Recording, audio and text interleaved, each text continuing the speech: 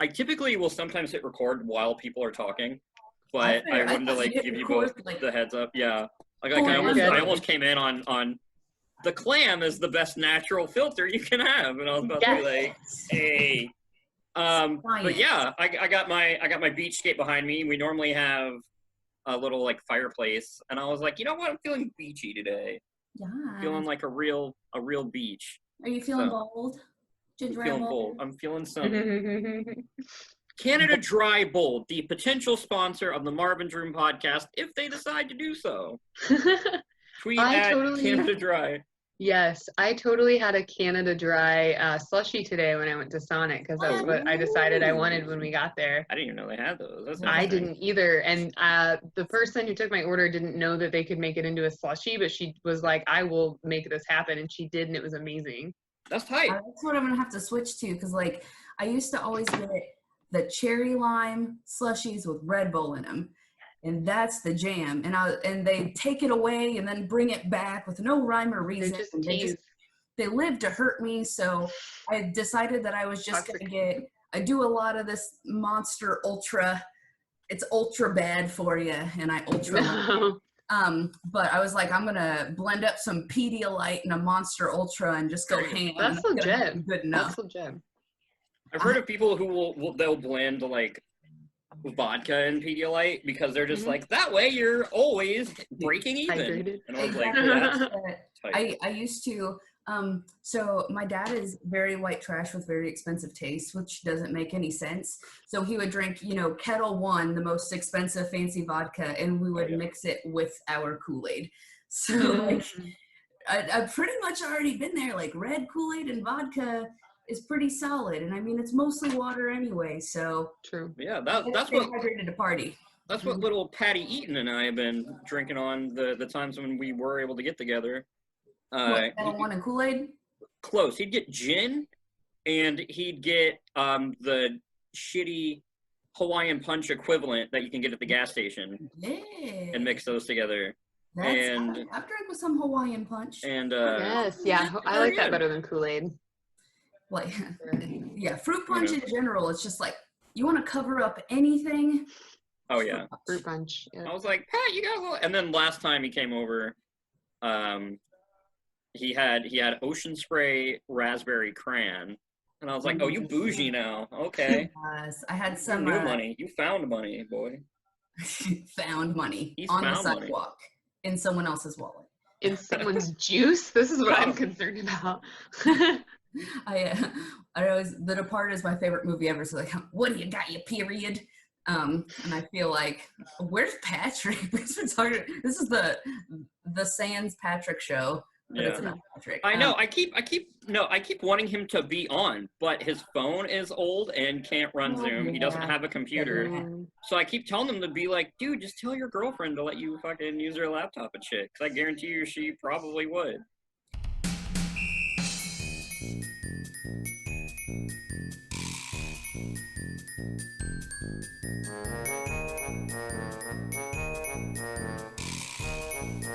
Okay.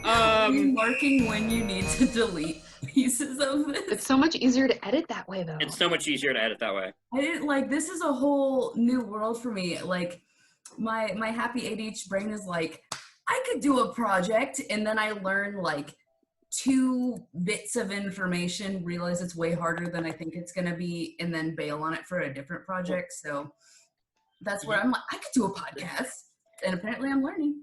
You both know that I am one of these people where I will do shit the hard way until I finally get frustrated. Same, and then I ask somebody for help. So for a lot of these podcasts, I've just been watching the whole thing and then cutting out. Oh, okay. Because either I'll drink a little too much sometimes, or I'll just forget. Like there was one where I had a couple friends on and we went for like 3 hours. Oh no. And I was like, I guess so I like had it on in the background. I'm just like sitting at my computer with my Switch playing Animal Crossing. Then when I hear something messed up, I'm like, I am. Beautiful. That's fair. And this is a lot easier because now I can just mark the time, and then when I'm in my very advanced and futuristic editing software, Windows Movie Maker, that one's the best. It's so easy. I literally went on the Wayback Machine like website. Ooh, kitty. I've been watching your cat on the Snapchat today. She is the most. She has more emotions and moods than most people these days. Where are you? Same. I heard I've just been in this weird. Oh, she's under my desk. I don't have a pet. Here's my owl bobblehead that is for autumn, but I keep him out all year. I have a cow on my desk. His name's Reginald, and I talk to him when I'm upset and or drunk. Nice. My desk is My cow. This is just my coffee table. My cow. This is my mascot. I also have if we're doing desk showing, check this out. I also have an elephant. In one of those, have you ever been on a road trip and you get to a gas station that is probably the most likely place you would be murdered? Oh, yeah. Oh, Yes, several of those, several times, yeah. Yeah, it's just kind of a part of not having enough money to fly, is going to a horribly scary stop and gas At station. like 3 a.m. too. I mean, I live across from one, man. Actually, it's over here if you're watching the... I've seen some freaky ones in like the foothills of West Virginia, but this one is Drink Wisconsibly from and it's a PBR glass that I got in a gas station on a road trip. And like David doesn't drink PBR, but he really likes the PBR aesthetic. Like I don't know how we keep ending up with PBR things, but this too. Everything but the beer, I guess. I'm white trash and I'm showing off random things on our desk. Yeah, I have this is just my coffee table. Yeah. My desk is all kinds of like It's like a bullshit. Coin purse. Oh. It has some old pennies in it. I used to hang this from my car, like my rear view mirror. Mm-hmm. And then it's also got like a bunch of random Sailor Moon. Oh my gosh, why? I'm gonna turn off this background. You guys can see my boring room. You got like Cthulhu trying to go back to his own dimension. He's trying to eat my face. Don't reveal my secrets. How do I don't even know how to change Cthulhu tried to eat my face sounds like a fanfic I accidentally stumbled across once. I'm trying to show you my toys. It is very cute. It is adorable. Well, it's got like all the sailors that people forget are part of the group because they're not Sailor Moon or her best friends. And that's why it's my favorite, because it's got the chibi sailor and the one who's not a kid, but she looks like a kid. And so everybody's like, you either think she's super annoying or super cute. And so I bought this one instead of all of her friends because they're the ones everybody forgets about. Yeah, they like, I love when people talk about like our ability to pack bond with anything, where like my fictional characters are not getting enough love and popularity, and somebody needs to back these bitches up. Oh yeah, exactly. Hype up the C characters. That's like David and I had seen, I think the first 3 seasons. David had seen none of it. We restarted Orange is the New Black, and it's fantastic. Honestly, it's great. It really holds up so far. Anyway, 3 seasons in. That's where I'm like, damn, I'm really feeling like the D-list here. Like, I named all my animals on Stardew Valley after the women in this prison. Oh yeah, sweet, adorable. No man, people don't give enough love to the side characters. That's why I love Community so much, because it's not just the main cast. No. Like the side characters in Community are just as funny, if not funnier. Yes. Than the main cast. Like Leonard, the old guy who's just a fucking degenerate. He's like 80 years old, and they're like, "Shut up, Leonard, I know about your crooked wang." And just immediately there's no such thing as bad press. I mean, like, I love the Dean, like... And Dean Pelton, oh my god, dude. And just, just in general, like that, we were talking recently about the fact, like, it will turn a lot of people off, but I can appreciate any kind of media that has like an unlikable main character, whether that's a TV show, like you got your Piper and whatever frickin' Joel McHale's name is. I've only watched Community a million times. Jeff Winger.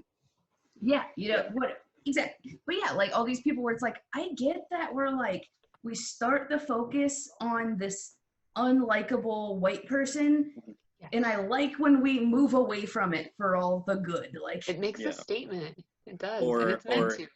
In the case of Always Sunny, they're like 5 unlikable white people, and they do not change. But for some reason, it works for like 14 years.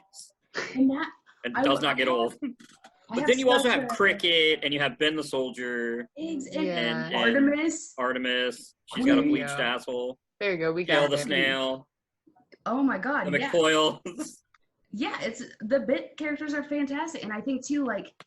And one of my favorite shows of all time is Bojack Horseman, and most people can't get through like the first episode or like, I think it's in the second or third episode where he's like, that was worse than 100 9/11s. And everyone's like, oh no, it's too irreverent and he's mean, or I don't know. But really, like, when I finally get people watching, like, this is not a glamorizing thing. Look at this horrible person and how much it's more like a cautionary tale, you know? Exactly. And I appreciate, because if we don't put people who suck into our storytelling, we don't know how to deal with people who suck in real life. And it's boring. Yeah, today is a new moon, and new moons just like eat me alive. I am nothing during one because I'm an astrology hoe, but for real, I mean, the moon is dark and so am I. But so I was sad about mean people earlier. You know, it's what you do on a new moon. You get sad about mean people. Yeah. But it's like if you, I mean, that's how I think, especially people who don't have like great role models, like TV. I know, Levi, you're like this too. Caitlin, I don't know the same. I also realize I can't call you Kate. I can only call you Caitlin. It won't come out of my mouth. Yeah. You can call me Kate. It says like my name. It says my name. I know, that's like it's like this mental block. I know, it's weird. Yeah. We don't work together anymore. It's fine, you guys. And even then, well, it's weird because so I always know if I get an unknown number who is calling me based on what they call, like based on who they refer me to. So if people call me Katie, then it's probably somebody that I went to high school with. If it's someone who calls me Caitlin, it's probably like my family or someone that I first met in a professional setting. And then it's the people who call me Kate, then I'm like, okay, these are like the chill, like these are the people that are my friends, or like, and I usually go by Kate these days. Actually, like I'm afraid that when I have to do taxes next year, everything's gonna get screwed because it says Kate on all of my HR paperwork. Because I mean, they just told me, they were like, well, obviously Caitlin, like you can be called anything. Like my mom's name is Catherine, which fun fact, Kate and Caitlin is a derivative of that name. And so, and she goes by Kat. Yeah, it is actually. Yeah, it's really cool. And they mean the same thing. And so it feels weird telling people that, because then people are like, oh, your mom named you after herself. And I'm like, yeah, she freaking did, because she had 2 babies under 2 before she graduated high school and then put her ass through college for 7 years. So yeah, she did. It's fine. I'll cheers to that, bro. So I don't mind. I love that crap. But exactly. So I'm like, my mom's a superhero, so don't you get mad because you haven't even met her and she was a teen mom with 3 amazing, like, my siblings are awesome, you know. Never married my dad because honestly they would have killed each other, and everybody's so thrilled that they never got married. And then like, and my step parents have been around like just as long as I can remember my biological parents being around, so I get bonus parents for my whole life, or their whole life. I don't know who's gonna die first at this point, but you know, who knows. But anyways, so I'm just like, I get bonus grandparents, and then like everyone on my dad's side of the family has like had babies way too young, so like I get to know my great grandparents. So fantastic. All y'all who's shaming my mom because she had, you know, decided not to abort me, thanks. You know, still shaming her even though I'm an adult. Yeah, all you people who shame Caitlin's mom for having her, who are totally watching this podcast right now. Yeah, exactly. Screw you guys. I'll beat your motherfucking ass. Exactly. I will though. Don't shame teen moms. I'm happy I'm here. Jerk. Yeah, that's absolutely. Yeah, I think like once I know it's someone's preference, I will call them by what they want me to call them. But like, I typically like whatever, because sometimes it's kind of hard for me to get a name in my head, so I work really hard to get it. And then once it's there, like you can't change it. Like I had a roommate who moved to Indianapolis, and now like on his like social media, and like when people talk to him, they all call him Nate, and I'm like, your name is Nathan. You're not Nate. I can't do that. Like, no, it's hard. At 28, your name is different now.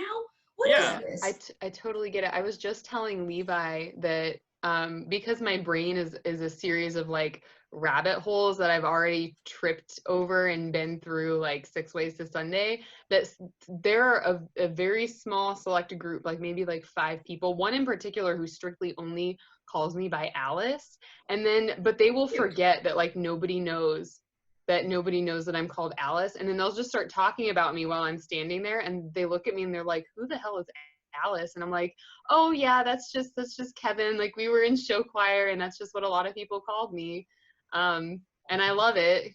So it's fine. You also did the cosplay thing. I mean, you do. do, yeah. That so, was fan that's service towards my choir friends, honestly. Yeah. It still is. And that was actually my first, when I did my first professional cosplay competition, I was 19. And I think it was I 19? I don't know. I can't do math right now. My brain's leaking out my ears. My headspace is not prime real estate anymore, so it moved. But yeah, whenever it was. What? I was doing the Tim and Eric thing where they're like, it's free real estate. It basically is right now for whatever. But anyways, I won my first professional cosplay competition doing like this weird combo Alice in Wonderland that I called Alice the Mad Hatter. And I was also really scared that I was going to get like, I don't know, shamed for not making my whole costume because I can't sew worth crap with a sewing machine because they try to eat my hand and we just don't get along. So I like hand sewed everything and I made the hat and a bunch of accessories and I did my makeup, and my makeup was the most striking thing. So yeah, I'm gonna ramble for a couple minutes about this costume because I don't. That was one of the first things I ever, I think, like not even saw. I think it's fine from you. I think. What did you say? Yeah. I realized my beard's not even. I don't think. I cut my fiance's hair for the first time last week. It was a nightmare. So let's just acknowledge that your beard looks beautiful, and Kate cannot have to think about this trauma. I think it's the lighting. It's the lighting. It's fine. It's absolutely the lighting. I think it looks great. I think. Sorry, as you were. Also, disclaimer: if you see me do this when I'm talking to Caitlin, and I go, it's because from what I see right now during the recording, Caitlin's here. But when it saves it, it like mirrors. So then she'll be here. So if I point here the entire time, when the audience watches this, I'll just be pointing at fucking nothing and looking like an asshole. What you're pointing at is me, and I feel very. Yeah, that's what I see too. Well, on my screen, because my screen's I think being recorded, because I'm the captain of this fucking sinking ship. Oh, Captain, my captain, are you Raven, you now? are like dead center bottom. You just got a row to yourself. Nice. Stand alone.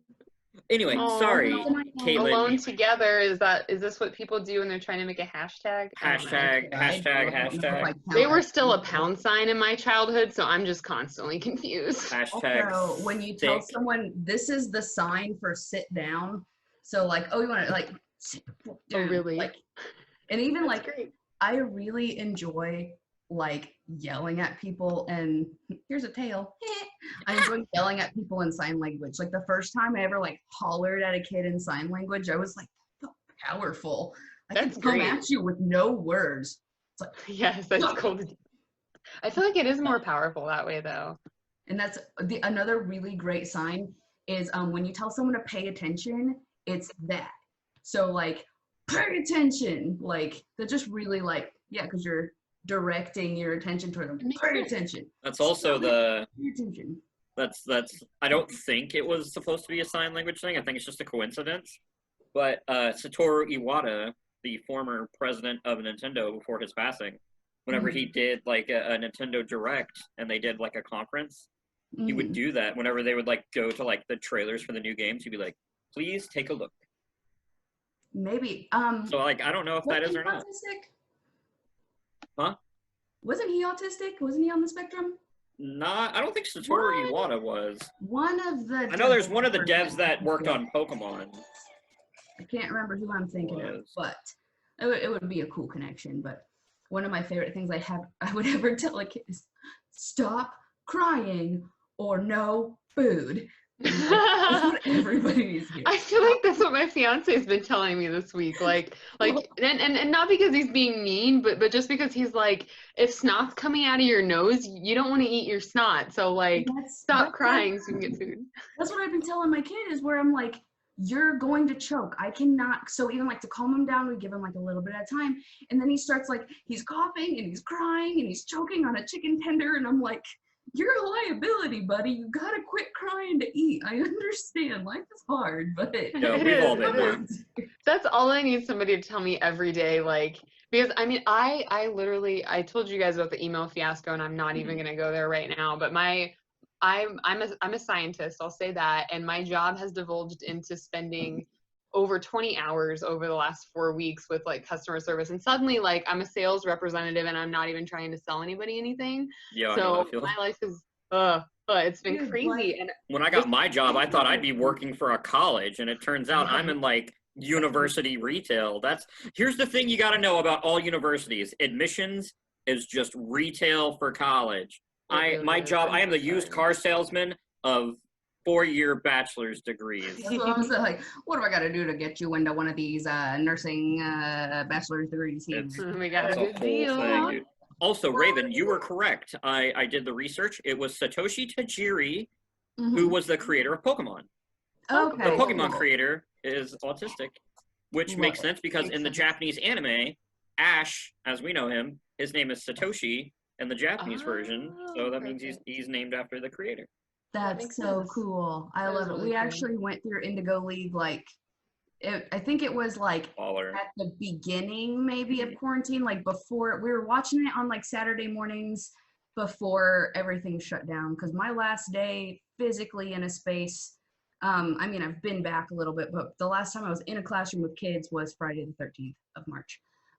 So I don't know, all time exists before that and after it. It's distinctly split between. Is that why this is quarantine in between, even though it's not anymore? It used to. That's what it was. Yes. Okay. So here's what it was. It started off as comedians in quarantine getting crunk, because I want to do my own spin on comedians in cars getting coffee and make it quarantine. But then I was like, not all my friends are stand-up comedians. In fact, I have way more non-stand-up comedian friends than I do stand-up comedian friends. And then there are people who kind of toe the line, like Raven, because you've done stand-up comedy, but you're not like known for it. You're known for other things, and you do stand-up comedy. And also, my life is a freaking joke. Like Raven said mildly under her breath, I agree with. My friends that aren't stand-up comedians are arguably funnier than the stand-up comedians, because the stand-up comedians, much like myself, try to be funny instead of just letting it happen, because we're so used to having to force it on a stage every week for 15 minutes. We're funny people with master's degrees. Yeah.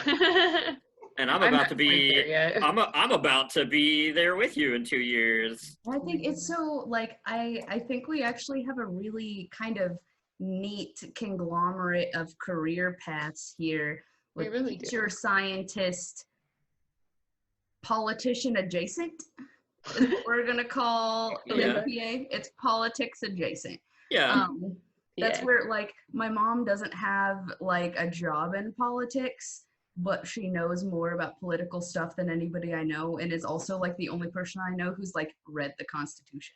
Who does it? Who just reads the entire Constitution?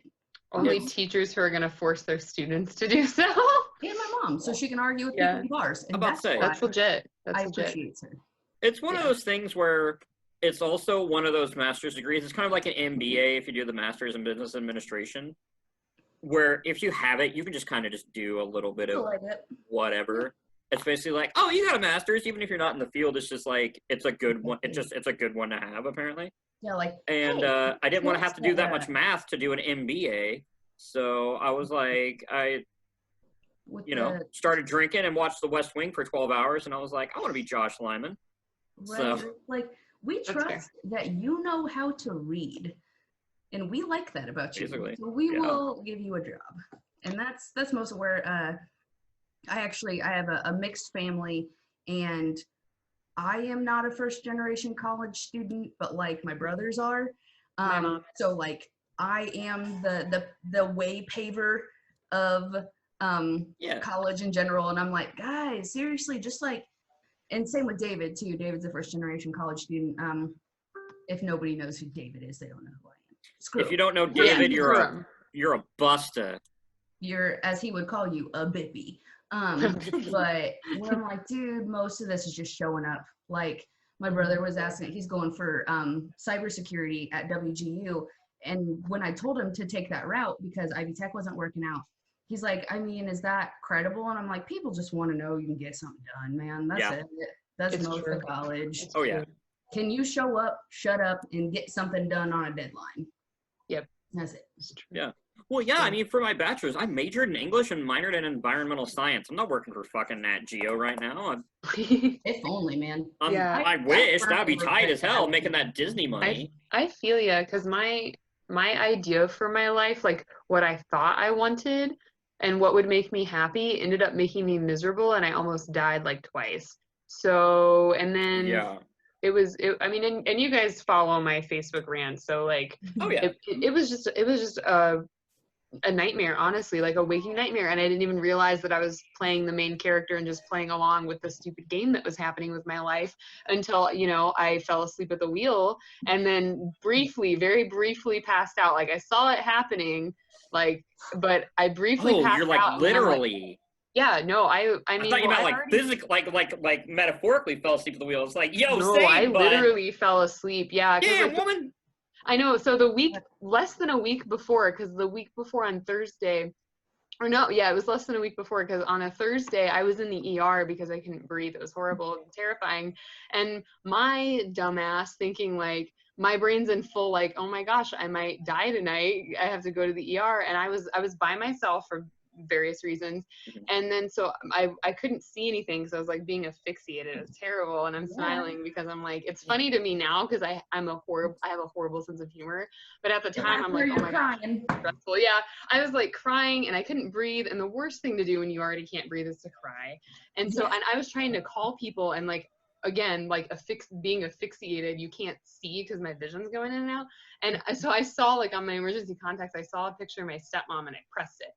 And I was like, okay, I'm going to call my stepmom. And so she answers and I'm like barely incoherent. And she was like, okay, I can tell that you're like borderline having an asthma attack. And I also have anxiety. So I'm one of the rare kind of people that can tell the difference, right? Mhm. Because they look the same if you're seeing somebody having one, Exactly. but you have to treat them in a hospital in two completely different ways. Oh yeah. And I could science about that, but I'm not going to because I think pathology is cool, but I only understand half of it. So anyways, that's my job lately, trying to pretend like I'm a pathologist, even though I'm a biologist. So anyways, yeah, I called my stepmom and she got me like with her soothing mom voice, like enough that I could calm down. And she was like, I'm going to get in my car right now and I'm going to drive. And my stepmom lives 3.5 hours away. So I was like, okay. And she's like, she's like, you either need to call an ambulance, and I'm like, I can't because it's $1,000 I can't pay for. Yep. And my stepmom was like, okay, well then you need to breathe, and we did a few breathing exercises, and I got to the point where I wasn't crying, and if I wasn't crying, I wasn't passing out, so it was fine. And then I hung up, and then for 20 minutes I packed a bag of all the things I wanted in case I was at the hospital and died, because it's just the kind of like idiot I am. Like I get that though. Idiotic at all. Like that's where. There are times, so yeah, because like I have health problems too, and there's times that I'm like, fuck, I don't want to go to the hospital. I haven't shaved in like 2 weeks. I'm pregnant with them. Like, why am I worried? Like, you need to go to the hospital. Why are you worried about your nasty skin right now? Oh, and I remember everything because I didn't actually pass out, right? I was just like, my vision was going in and out. So I was like, I can do this. And I'm also really weird because I have a huge ego, but very low self-confidence. So like, I can talk myself into doing something that I need to do. And like, I'm the calmest person. Like after my car accident, I had a major concussion. My knees are still bruised from an accident I got into in September. And they were like, holy crap, how did you not break anything? Because my car was like completely totaled, like wheels flat on the ground totaled. And it's crazy. Like I posted pictures on Facebook, but like the passenger seat was completely smashed in where like the front of the car and the passenger seat was in my trunk. And then like and then where I was, the glass was broken, but thank God for safety glass because it didn't break through. And I'm just like laying with my head on the wheel and I kind of look up and I see my face, but I don't feel anything, right? Because my brain's like, if you feel anything right now, you're going to freak out. So I'm just looking at myself and like, I briefly fell asleep. So I was just like, okay, I knew I was like, I look at myself and I'm like, I knew I was tired, but like, I'm looking at this goose egg on my head, but I'm like, was I really that tired? And then my first thought after that was like, oh my God, did I kill somebody? Because, you know, that's just what you think when you get into that kind of accident. And there was nobody else that like pulled over. And basically what happened was I started falling asleep. I was in the fast lane because I was already late to a job that I commuted over an hour to at 5 in the morning. And you know, Morocco, where like that no man's curve right there. Yeah, that's scary. I don't know if you've ever been up there, Levi, but yeah, up 63, when you're coming, or I guess down 63 when you're coming towards us, where Morocco is, all of a sudden the road just kind of goes like the highway. So if you're in like, this is the most Midwestern highway, there's nothing. There's a couple marathons between here and like Chicago, and it's mostly a straight line, which is the worst. Just fucking field and marathons. And so like it's really easy, especially if it's dark, to just kind of like get like the kind of dissociative thing going on, and then all of a sudden the highway just like makes a 90-degree turn. It really there's does. A city there, so you think that you should just keep driving into the abyss. But you're gonna drive into a field. Deprived and way, over whatever. It's a nightmare. It's the hell. Yeah, there's lots of places like that down south for sure. And now I was on an interstate in the fast lane going 70 miles an hour. So like when the police officer like came, he was like, okay, who wrecked? And I was basically like, me, I think I fell asleep, because you don't know what happened. So I was just like, me, I think I fell asleep. And I was also really pissed, and this still pisses me off, because he basically just made me not talk to anybody and sit in his car the whole time. And I was like, I'm fine, and I really need to get these people's info. And it created a huge issue with my insurance, and they still won't pay. They still didn't. They told me that they were going to pay for my med bills, and then I found out that my policy only covers it if it was literally anyone but the driver, and I was the only one there, and I was the only one who got hurt. Like basically, I'm driving, I fall asleep, my head like lightly hits the wheel, and so I veered off. And what saved me from dying was the fact that I hit like the back end of the semi from the side, and I was going fast enough that I spun out in the opposite direction and hit a cable barrier. And like, hitting that semi and then hitting the cable barrier is the reason I didn't fly across 4 lanes of traffic, going the opposite direction. God. So, and then I got a bill from the state of Michigan, like 6 months later, being like, hey, you remember that car accident that you're still fighting with your health insurance to pay for? Because my ER bill just for the ER was over $10,000. And I didn't even, what I did after my car accident? I had the police office, I had the guy who towed my truck drop me off at work, and I went to work for 8 hours. That's freaking disgusting. You can't use your brain with a concussion like that. Yeah, so, and I had this huge goose egg. I was totally bruised up, but I was like, I'm fine. I can do this. And my manager had actually had a friend that died on that same strip of interstate, and he was like, if you need to go to the hospital, don't let me stop you. And it was the encouragement of like my manager and somebody else who was like, right after work, go to the ER, because you don't feel anything right now and you look like shit. Yeah, you're in freaking shock. Yeah, and exactly. And like I could see that I was bruised, but I've broken enough. Like the first bone that I broke was my head that I broke. The first bone I broke. But yeah, it was actually my skull when I was 5. And so like I've had plenty of near-death experiences. So I'm like, dude, I know when I'm dying and I'm fine. But it's terrible because I really don't.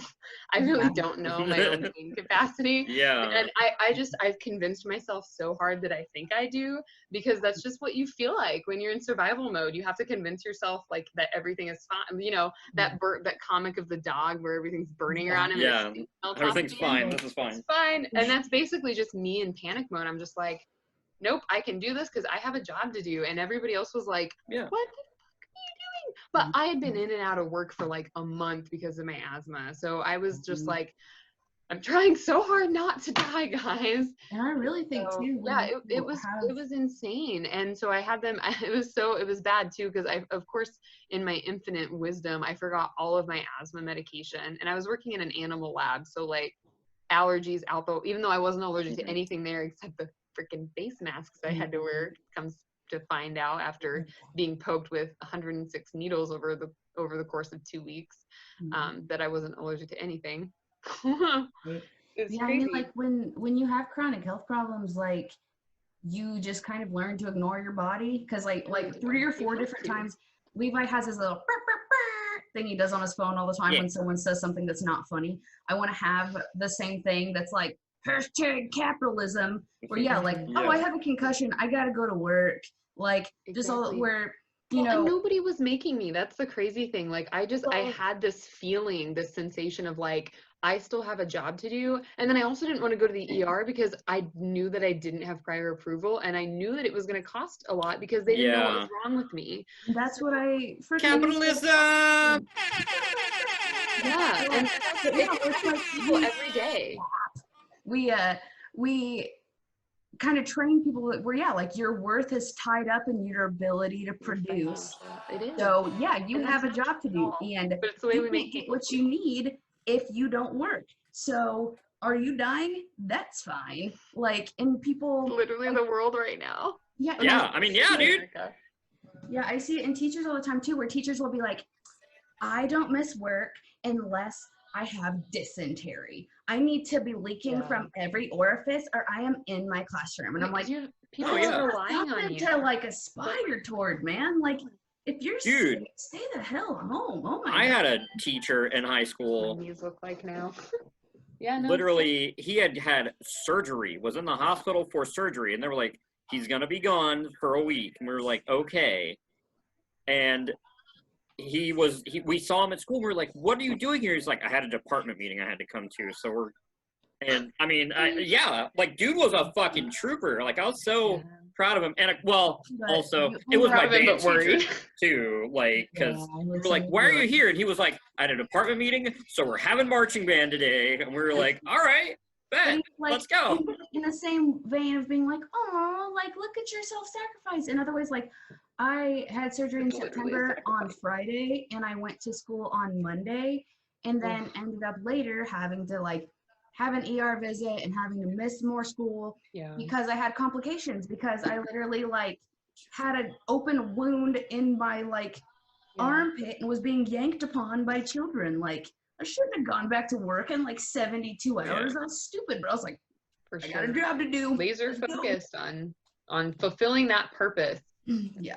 And that's where, like, to some extent, I would be cool with not having a job. Not having a job would not even remotely touch my productivity. Like, if there wasn't someone. That's amazing. But I mean, like, if it was like stuff a superpower. that I cared about, you know, if it was stuff that I care about. And, like, I think the reason that a lot of people don't is because it takes more than even 2 months to recover from the system we've been in. Like, that's what I've been preaching. Yeah, most people don't. Like, it was already broke before we tried to fix it, guys, and made it worse. Yeah, nobody has any productivity because they're still trying to come down from how overextended they are. So, of course, they don't want to do anything. Like, and I've tried to work on some work-life balance recently because historically I'm very freaking bad at it. Yeah. So that's like, I actually felt like, wow, I have time to take care of me. And by productive, like, I've learned I can make money doing anything, man. Whatever. It's true. It's true. My fiance and I were just talking the other night, and I probably shouldn't say this, but I don't give a shit. So we were just talking the other night about how I legitimately had an offer at one point to work in porn and why I didn't take that job, but how I still could, and I could make a lot more money a lot easier doing that than, like, and I mean, don't get me wrong, I love my job. I absolutely love my job, but I'm also the kind of girl who's like, sex work is work. Like, and if you can do it, like, do it. It's quarantine in 2020. Exactly. I'm about to get a fucking OnlyFans. Like, dude, I have kind of thought about it. Like, I'll sell those feet pics. I feel like everybody in America has thought about it. It's just nobody says it, you know.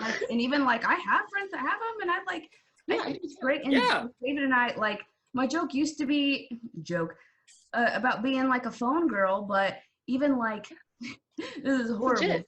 I can see it. Like Rocco? I can hear it, Raven. Story time. It's story time here. When I was young and chubby and didn't know how to interact with people, I often had internet boyfriends. And when you are developing sexually and there aren't people in person, you get creative. And I personally am, most of my Paragon points are in linguistics, is, you know, the word. Those are the phone calls you hope to get, like. Oh, yeah. The calls you hope to get, the ones that can actually speak. Like, I had one boyfriend that we would text all the time, and after the fact, we'd be like, dude, we should write porn. Like, did you go back and read this? This is eloquent. Like, so David's like, what's that? And like, I've always joked that I was going to write erotica, and David dared me to write Zookeeper erotica. Yes. I'd read that. It's outlined, and like the first, like, the establishing scenes are written. And just the other day, David's like, what happened to your smut? Again, with the half-finished projects. But that's where I'm like, dude, like, you can sell romance novels for so cheap, but you can like churn them out so quickly and easily. Oh, yeah. Like, It's like an equation. Dr. Hardstone and the Heavy Petting Zoo. There you go. Yeah. That's actually called Uncaged. Thank you. Oh, there you go. Ooh, See, man, speaking of that, mysterious. that's who I should have included on this. Is Alyssa Morley. Yes, because she has her. I'm subscribed to her YouTube channel, and she's been reviewing a series of like cowboy erotica novels. Man, I need to go watch that. And it's fun watching her react to them because if you know Alyssa, talking to her about this today. She has that very like dry wit of humor that a lot of us in the ISU Writing Center / Math and Writing Center to have or develop. And it's literally they all hit these same story beats because it's like a series by the same author, and it's all just like woman from a broken marriage who like doesn't want to use condoms and is into butt stuff, and my life right now. Every guy has like a huge fucking like hangs dong, like a huge like Liam Neeson, just like. I don't know about that one.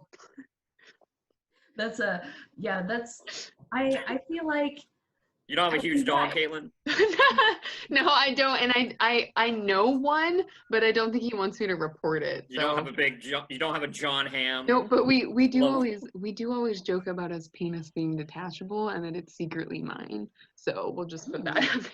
I have yet to see this, but this is the running joke. There was a point in my life where I thought that I had a certain view of kinky people. And then, like, I'm gonna get kinky and use my inhaler right now because I just realized I forgot to take my meds this morning. So calm down. Why don't you open them capillaries wide, girl? Them bronchioles, let me up in there. I know, right? I don't even know. Oh, there it is. I have 3 inhalers now and a nebulizer. You gotta be able to. I about said something.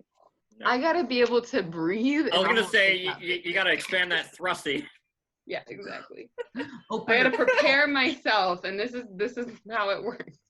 Well, my body does it. The only thing that's really awkward about this is, Caitlin, I met you when you were a freshman in college and you were 19, and to bring it back to Community, you were always like the Annie from Community. So whenever somebody like our friends like Ashley or somebody else, like whenever we would be making those jokes, I always just want to be like, Caitlin's pretty young. We try not to sexualize her. Okay, so Raven was just talking about writing erotica, and I was the kid who started writing erotica when I was 12. Before I even knew which fandom. Just like, okay, so many. I wrote so many novellas between ages 12 and 16 that I have like a whole bookshelf full of just notebooks I wrote in, which is ridiculous. Right. And like that's kind of where my shit so prolific. Honestly, like. Because some of it was like beautiful and profound and moving, where I'm like, this relationship that's developed between these two emo band members is really doing it. There was like a great one that went around forever that was Pete and Patrick from Fall Out Boy, but they were like 70-year-old, like adorable, committed couple. Like it was moving. It was heart-wrenching. Yeah. No. Okay. So little aside. My background is in biology and psychology with the intention of being a neuroscientist, and now I'm like a poop scientist, and it's great. But whatever. Me too, but in a different way. Aside from that, I took human sexuality in college, which even if you don't study psychology, it is one of the most interesting classes because it's not just about sex. Because spoiler alert, sex isn't actually about sex. And so you talk about so many things, and we had to do presentations at the end, and there was a girl who her goal in life, like her career goal, was to work as a sex therapist in nursing homes so that old people won't give each other STDs because they're older, give a shit, and they like fuck each other all the time. Well, and then with a nursing home, their significant others usually already gone, and like, and that's how they connect with each. They literally connect and bang because their previous significant other is dead. Which sounds really bizarre, but like she presented and it was a huge problem. And this girl was a year younger than I was. And she's like, yeah, I want to become a sex doctor for old people so that they don't kill each other, giving each other STDs that they didn't know neither of them had because neither of them has had sex for 10 years. And I was like, you can make a career out of that. Like, do it, girl. Like, old people deserve love too. Like, yeah. One thing that I'm like super into on a different level is like sex ed for people with intellectual disabilities or physical disabilities too, because people don't talk about it. Yeah, like, dude, trust me. Then I get into weird conversations about how pull-ups are great for hiding boners, but that's my life. You're a poop scientist. That's good advice. I'll make note of that. I learned that in the 6th grade, baby. Yes, absolutely. I've been hiding boners for 15 years. Yeah, it does not matter if you have an IQ of 20. Bet that weighing works. It just do. No kidding. Everybody, it's a biological, anatomical thing. It's a blood sponge. I mean, that's what it is. And the people with disabilities absolutely can impregnate each other. And even like my favorite documentary that I've watched recently is Crip Camp. Everybody should watch it. I'm gonna write this down. I have my notepad. Crip Camp? Crip Camp. It's about essentially the self-advocacy civil rights movement in the disability community, which has been going on forever. I'm about to say, I don't know if I can watch that. I live more on the west side. I can only watch Blood Camp. Yeah. I say different than yours, and you're just scared. I say as I'm wearing blue, which is Crip color. Yeah, can't we all just get along? We need a church lock-in. Just love each other. Right. Seriously though, those are profound. I have been to several of them, and again, I started writing erotica when I was 12, so and didn't even know what housewife porn was. So back to that, my most popular one amongst my friends, because of course no one ever read these except my friends. I also started as like an amateur illustrator, which I'm not showing you guys that, but you can imagine. And show us off stream. So I was in, I will show you guys off stream, so sorry for the people watching this, but I'm not going to show you. You gotta have to subscribe to Levi Elmore's OnlyFans to see. And you have to patron me on Patreon, because I post this type of crap to Patreon all the time. That's I'm pointing the wrong way, technically. Okay, I'll link your Patreon, and I'll link Caitlin's Patreon in the I do all the things. I do all the things, and you can literally give me $1 and I will think you are amazing, because I think most people are amazing, and I just want to love people. Huh? I said same, but I don't have a Patreon. Oh, I was like, Levi, you don't have a Patreon? You have a Patreon and I'm not patroning you? If we get enough subscribers, I might make a Patreon. Someday. And once quarantine's over, maybe Pat and I can do like a Let's Play, or we can all do like a watch party. I've always wanted to do I honestly think it'd be a lot of fun if we all, like, when we're able to get back together, we do like a riff tracks over like a bad movie. Have you heard I would love that, like as we're watching the movie, or like we pull certain clips. Yeah, like as we're watching the movie, like when we're using like Anchor, I can just put it out while we're watching the movie together and commenting on it, and then literally just be like, if you have the movie, hit play now, and then as it plays, they can listen to us like do like a Mystery Science 3000. Science Theater 3000 riff tracks type of thing. I like that a lot. That's because I mean, like, and even before we can all get together, there's the whole Cast app where you can like What's that?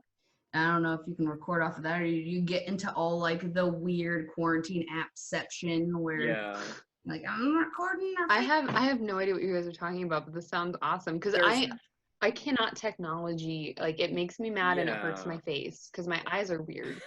So. Aww. I know. I only have you seen me with glasses? Because honestly, I haven't in a week because I lost them. Aww. But yeah, I have to wear glasses for any kind of screen, so I'm hurting myself, but it's okay because so what you're saying is we're killing you. No. By we, I mean I.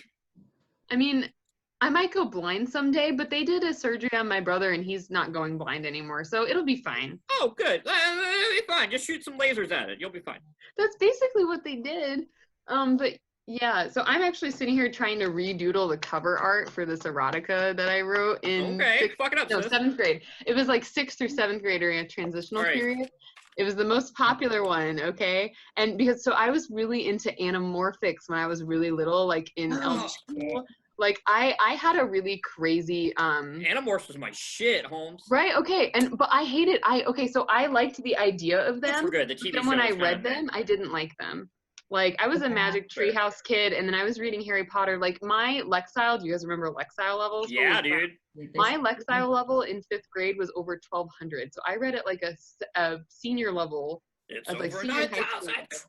Oh, the power! But my that's where all of us were. Literally, right, like exactly. it would be like, go to the library and get these 3 books. Like one kid's Lexile was so high, it would literally gave him the Bible. Yeah, exactly. It said the Holy Bible, like on his thing. Oh my God. I'm making this up.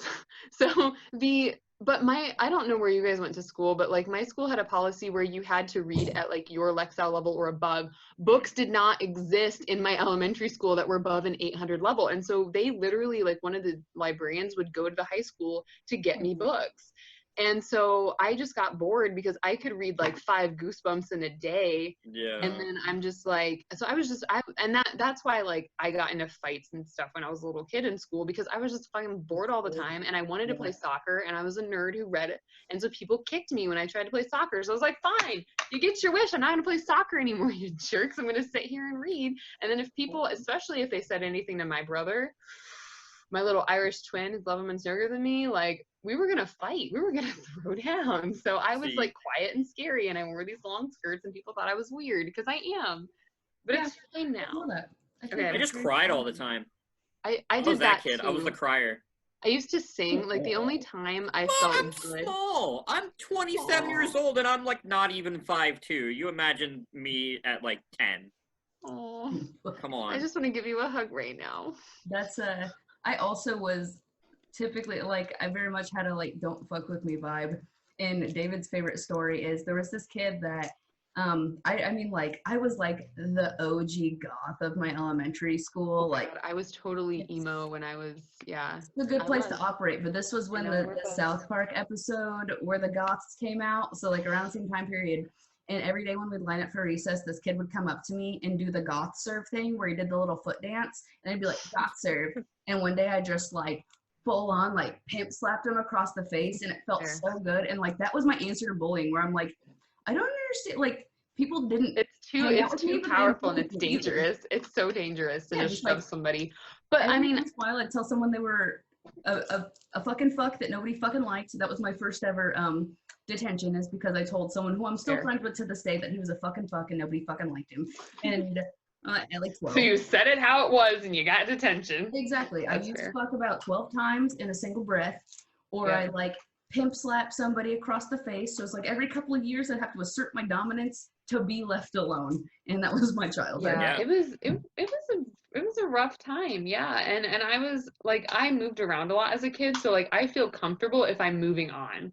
Because that's just what I got used to, right? And that is not a good place to be as an adult, because everybody wants you to sit and stay, and I'm just like a dog who's like, no, I still need to pee on that bush, and I can see it. So like, let me go. Let me go pee on the bush. Like I'm that kind of person. So like as a kid, and most people were like, oh, if you move around a lot and you're used to being the new kid, you must be really good at making friends. Those people are dumb. It just makes you used to not making connections because you know you're about to leave. Yeah, exactly. And that was granted, I was not that kid. I knew kids who did that. And that's what kind of kid I was. And so like I was always, you know, the teacher's pet because I did really good in school and I knew all the answers. But it's not like I was actually an expert at 5. Like I just read my freaking did my homework because I liked it. And that's automatically big fat target on your face. And then I did not have boobs when everybody was getting like their little mosquito bites. And so little girls are literally the meanest to other girls. They're just terrible.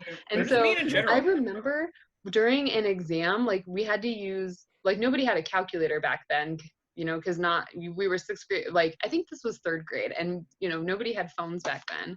And so at least cell phones in 3rd grade, which don't even get me started, but yeah. And so these girls would like type in the calculator, and I could probably write it out, but they basically type in numbers boobless before they handed me the calculator. That's so rude. I know. That's and it happened awful. Almost every single day of that year of school until I moved. And then you know what? In 5th grade, it happened again with a total group of people who had no idea that I'd already been through that. And like, and my mom was very much like, my cheerleader, because I would just come home from school and cry. And like I wanted to go to school because school was awesome and I had fun and I was in my element, but then I just come home crying every day because I was like, nobody likes me. And like, you know, even the friends that I had were always kind of two-faced because everybody just wanted to be popular when you're a kid, right? Gotcha. And so even like some of my best friends, like they play with me, you know, in class, and we'd pass notes in class and stuff, and they'd, you know, speak up if somebody was handing me a stupid calculator that said boobless. Yeah. And yeah, man. Yeah, it just bred a lot of insecurities that still kind of bug me. Like boobs, not so much, because the first time I met my fiance, he was like, "What do you mean you have problems? They're the perfect little handfuls." And now that's everything. Yeah. That's in my head. They are like, they're, you know, girls think about like, oh, there's such a thing as too big, but like they never think that guys think that, but they do. Like there's a certain level of too big, and I've learned that. And maybe you disagree, Levi, but I don't know. There should be like a bell curve of like, what is the perfect boob size? Because if you have too small boobs, you get made fun of. Yeah. Because I had the exact opposite boobs. It's the bell curve for boobs. It goes like this. It goes. Perfect. Well, and then everybody has their own preferences, and I hate that people don't acknowledge that, like, the whole beauty is in the eye of the, like, that's pretty legit. Like, somebody who beauty's in the eye of the beer holder. That's fair too. Yeah, totally. Because who knows what happens when we all. I saw that on a T-shirt at the Walmart store. Whoa! That's what I was. Yeah, for $5. See somebody buying pizza de Roma and something like that, but no, like I had the opposite problem where it's like I got boobs too soon, and they wouldn't let me play frickin' baseball anymore. And my hands are tiny. I can't hold a frickin' softball. Aww. Honestly, though, it's so sexist. I hate being a girl. I just got called a midget for 27 years. Fuck those people. Yeah. Every once in a while I think about all the ways in which I could have been way more gay than I am. My mom We've had this conversation yesterday. I'll cheers to that. Because I'm actually bisexual and nobody knows about it because I don't preach it.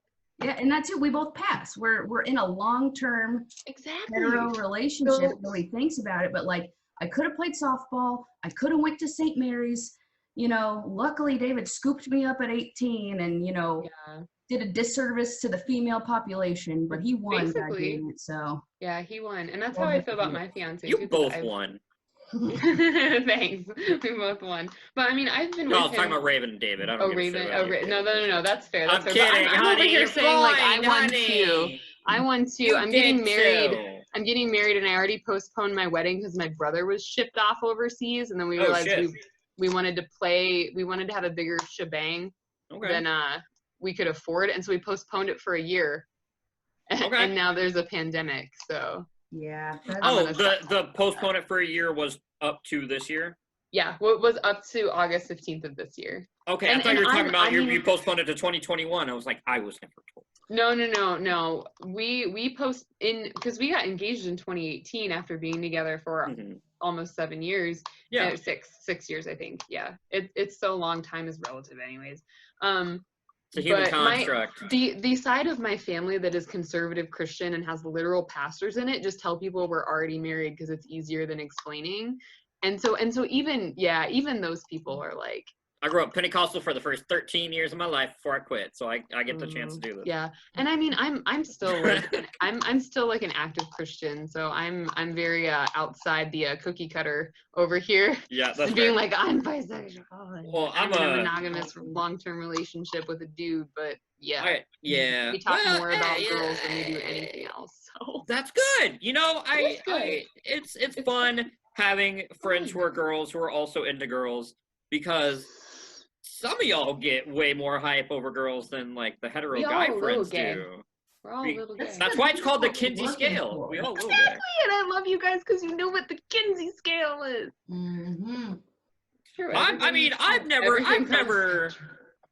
become aroused because of a man, but I've seen a couple guys where I'm like, yeah, you can still acknowledge that they're attractive. I'd question it. Where I'd be like, I probably wouldn't say no. I don't think anybody's like a Chris Hemsworth, though. I don't know which end it is. Is 6 gay and 1 not? I don't know. Or vice versa, whatever. All I know is my dad is the most hetero man in my life who I know. Probably And even like he listens. 1. Even he listens to Cher. My dad listens to Cher all the fucking goddamn like time. Straight 0. So that's beautiful.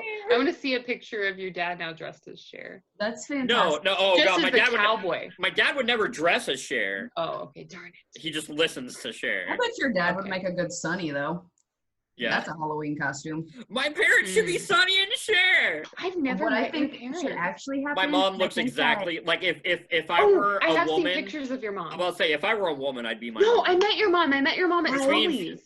You know who should be Sonny and Cher? You and Josh. Me and my brother should be Sonny and Cher. You've got the height difference down. Elmore brothers do Sonny and Cher. My brother do it. would Hashtag make me Elmore be Cher. brothers. My brother also doesn't dress up for Halloween or do anything else fun. See, because those are the things that offend me. People who don't dress up for Halloween. It requires leaving the house. No, it doesn't. You know how many online conventions people are telling me that I need to attend and dress up for, even though it's literally just going to be me in my house? I had one that I was invited. Well, I have a friend of a friend who I follow, who's a cosplayer, who was doing a panel at a con. And I don't know. They were talking about Yu-Gi-Oh! Season 0. And it was like, we're doing this through Discord, and we're like... Okay, yeah. They were on like a panel where they were discussing, for those who don't know, there's a Season 0 of Yu-Gi-Oh! That was only shown in Japan. That's based on the first 6 volumes of the manga that was not shown in America because the first 6 volumes of the manga don't have anything to do with the card game. They don't have anything to do with duel monsters. It's literally Yugi solves the puzzle. He turns into like the Pharaoh Yugi, but it becomes a whole thing of like when people cross him, he just mind fucks them and they die.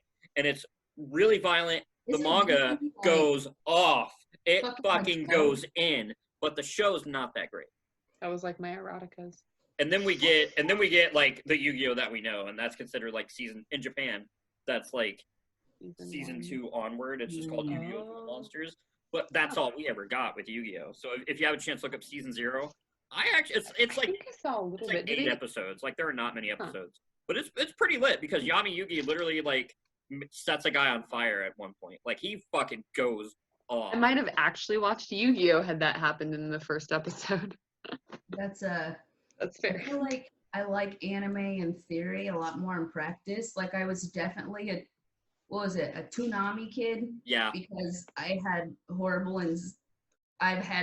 insomnia since I was small. Mm-hmm. So like, what else do you do when you only know 3 channels and one of the 3 channels you're playing, and like I have lots of weird like DBZ fever dreams that I'm not even sure if they were real or not. Like, did I watch that? Like, what show was this? Because I remember it, but I have no idea. That's the thing. I feel like that's where a lot of, and I say we as in present company, because like the Gen Zs among us, my little sister, grew up with the Crunchyrolls and Hulu and Funimation online, like the streaming services like Netflix and everything, where you can just go straight into it. We all were like Saturday morning cartoons and Toonami, like Cardcaptor Sakura, Yu-Gi-Oh! Gundam, fucking Inuyasha. Pokemon, Inuyasha. Yes, Inuyasha and Bleach. Like Yu Yu Hakusho, Rurouni Kenshin, like you're the youngest of us, Caitlin, and that's like Bleach was what my brothers were watching, and then even now, like my youngest brother is just finished his junior year of high school, and like even their ability and desire to like look stuff up, where he'll be like, watch this anime, and I'm like, what's it on? And he's like, this weird back-ass portal link. And I'm like, no, like put it on Netflix or put it in my hand, or I'm not gonna watch it. I'm not gonna go find some obscure I'm not gonna go on a torrent website that doesn't exist anymore to hope that I can find this. That's how my brother, because there was like Yu Yu Hakusho was on Toonami, and then it got to a point where they just like didn't show it anymore because like Toonami kind of started to like go on like by the wayside. And then they I got to mouse mom real quick. It's fine. Hey. I don't know if she's like, I'm still here. I don't know if she's actually, are you being a mom to a mouse, or is that like I stress adopted 3 frogs and 7 mice. I didn't know about the frogs. What kind of frogs? They're just regular gray tree frogs, but yeah, no, so all of them are boys though, so sometimes they just are dicks to each other, and I have to be like, hey, remember me? I'm the cute girl who feeds you, and they're like, oh, yes, we remember you, give us food. So, here, let me. I've had lots of frogs throughout my life, and I had a fantastic murderous frog when I was growing up, and I'm still chasing that high. Dude, I had that, but with a goldfish when I was a kid. I had a goldfish. The weird thing about goldfish is though they're like koi. I guess like they're all in the same like goldfish family. Look at that, mousies. Two of them. My coworker keeps freaking out because I got like black and white mice, and they never mix because they're different strains, right? Mm-hmm. So in the lab they never mix. They're like, yeah. Wow, racism. Well, I mean, they're different strains. You can't. It's not good science. But, I mean, they make little cuddly pets. I had a black I'm not being racist there, but that's just the color. No, I know. They're both pink underneath, Levi. I'm just being dumb. Also, I totally did that DJ horn and forgot that I'm still playing my Sirius XM Radio Margaritaville station. What? You gotta. What is that? Is that music? The brand. Why are you chewing on my a huge oversight of the lack of Hawaiian shirts that you own. You don't have nearly. That's fair. I have one. I have exactly one Hawaiian shirt. It's the red one, right? It's the. No, I'll go get it real quick. I'll put it on. I know I'll know it when I see it. You need more. Look at that guy. Isn't he so cute? This is one of my favorite ones. And yes, mothers have favorites. Get over it.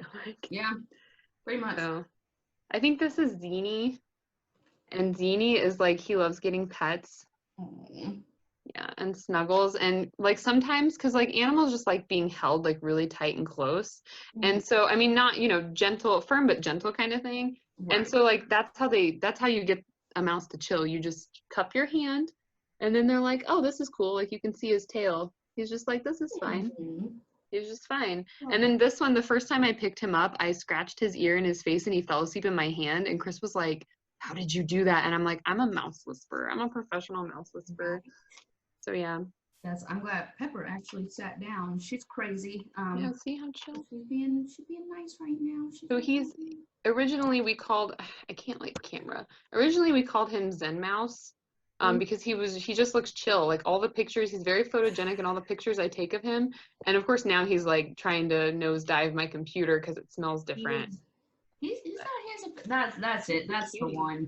I'm finna get another one tomorrow because I got paid today and Myers got them on sale, baby. Woo, get it. So I was talking about my mouse. This is Zini. And Zini is my favorite, and he's actually the one that if you guys saw my Facebook post about like panicking because I thought my cat was gonna eat my mouse, he's the one who got out of the cage because he's the runty dude. Yeah. And I'm gonna put him back. I've seen enough cartoons to know that that's natural. It's fine. Yeah. The mouse will just hit the cat with an overly sized camera. Yeah, exactly. Tom and Jerry. Yeah. Well, my cat is actually like very much a predator, and she kills she'll try to kill other cats. Like she hates other cats. Tom and Jerry, the best anime. Where are you going? Hang on. Obviously, it's King of the Hill. It's obviously Corey in the house. But my cat just comes downstairs with one of the mice in her mouth, and we had no idea that it had escaped. And my fiance saw her put him on the ground in front of us, but I didn't. I just saw like the white mass of fur, and I thought he was dead. So I screamed at her. Of course, as you do, and then I went into full, because I worked as an animal tech for like 6 months, and I went into like full animal tech mode, like, oh my god, is this animal okay? Like immediately, like my cat started running back up the stairs with the mouse in her mouth, and then she dropped him on the stairs. Damn, my fiance yelled, "Spot, drop him!" Did, because she was scared of that tone. And so she dropped Zini on the base of the stairs, and I go and like whip him up by his tail, and I scruff him immediately, and I'm like feeling his belly and looking at his eyes and touching his nose, and he was totally fine. He was just like, yeah, man. Yeah, this is Tuesday. And I was just so shocked because my cat has killed several field mice, and I was just like, oh yeah. I was terrified, but she doesn't she actually likes them a lot, and we started calling them her kittens.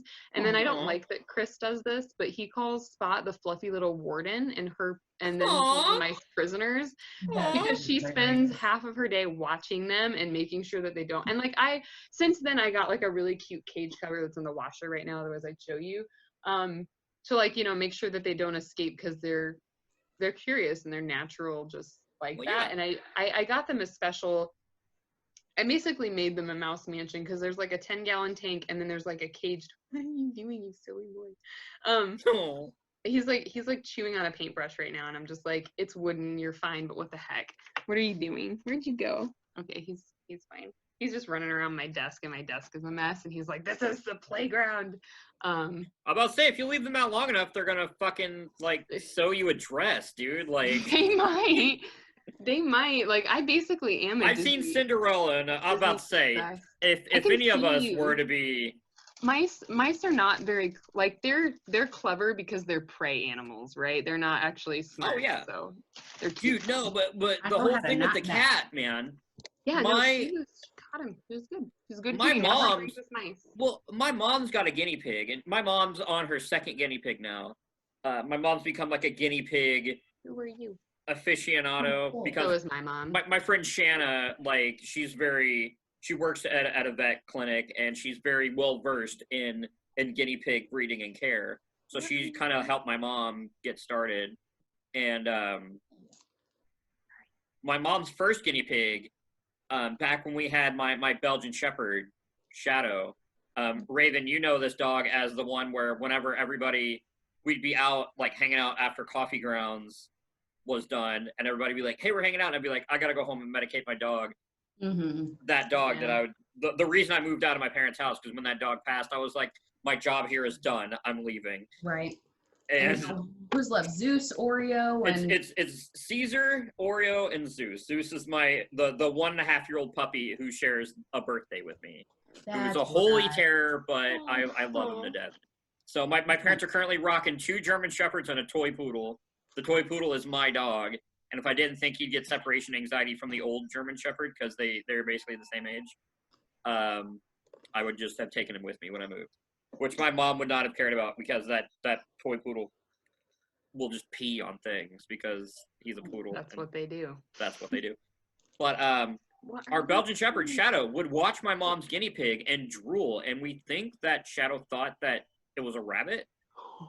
Because she would kill rabbits, and like Shadow would, like, she would be like the friggin' like commander of the squadron, because she was the elder dog. She was the second dog my family had. And our first poodle, the dog that got us started, we got when I was 2. He was a toy poodle. He was like my buddy growing up. Aww. He would chase after shit, and he would like run after cats. Like, for being a little toy poodle, he fucking was insane. Like, he was basically a person's soul inside of a small dog. Like, one time he got Reese's cups out of my dad's coat pocket and ate the Reese's cups, but left the wrapper and was fine. Like, didn't even get sick. That's ridiculous. Like, that's fantastic. That is fantastic. Like, it's that one of my great grandparents, and I do not condone this whatsoever, but one of my great grandparents had 2 toy poodles, and she used to give them like a mini Hershey's chocolate bar every day, and they were totally fine. Like, that dog ate a fucking cake.